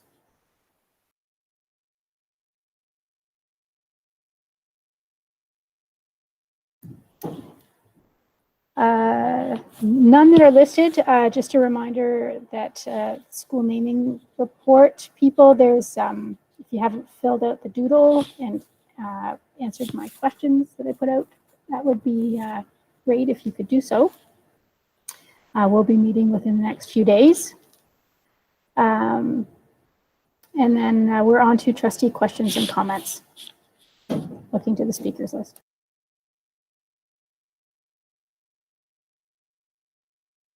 Trustee Oliver. Thank you through your chair. Just a quick heads up. So the last couple of times when I heard any notices of motion, I was kind of eager to speak up, but I've been holding off. I have drafted a motion a while ago, actually, to address the testing demand for rapid COVID-19 testing, and particularly by our teachers, staff, and students. I am holding off just because things are in constant flux. And, you know, I'm listening to what the Premier is saying. I'm listening to what public health is saying. I would like to be able to acquire some more data around what the situation is with our staff and students in terms of their wait times and accessibility to access to testing and exclusion from school as a result of the long wait times. So I'm holding off, but I do have a motion prepared in that area. Thank you. Okay, thank you for the heads up. And I'm just looking to the speakers list or on my screen here if anybody else has any questions or comments.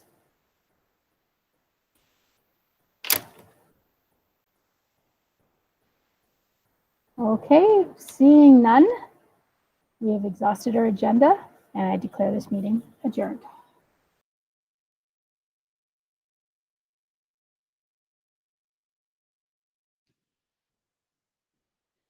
Good night, everyone.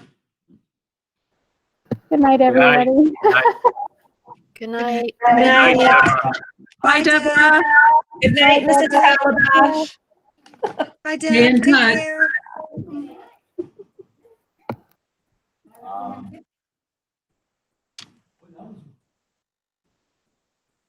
I'm just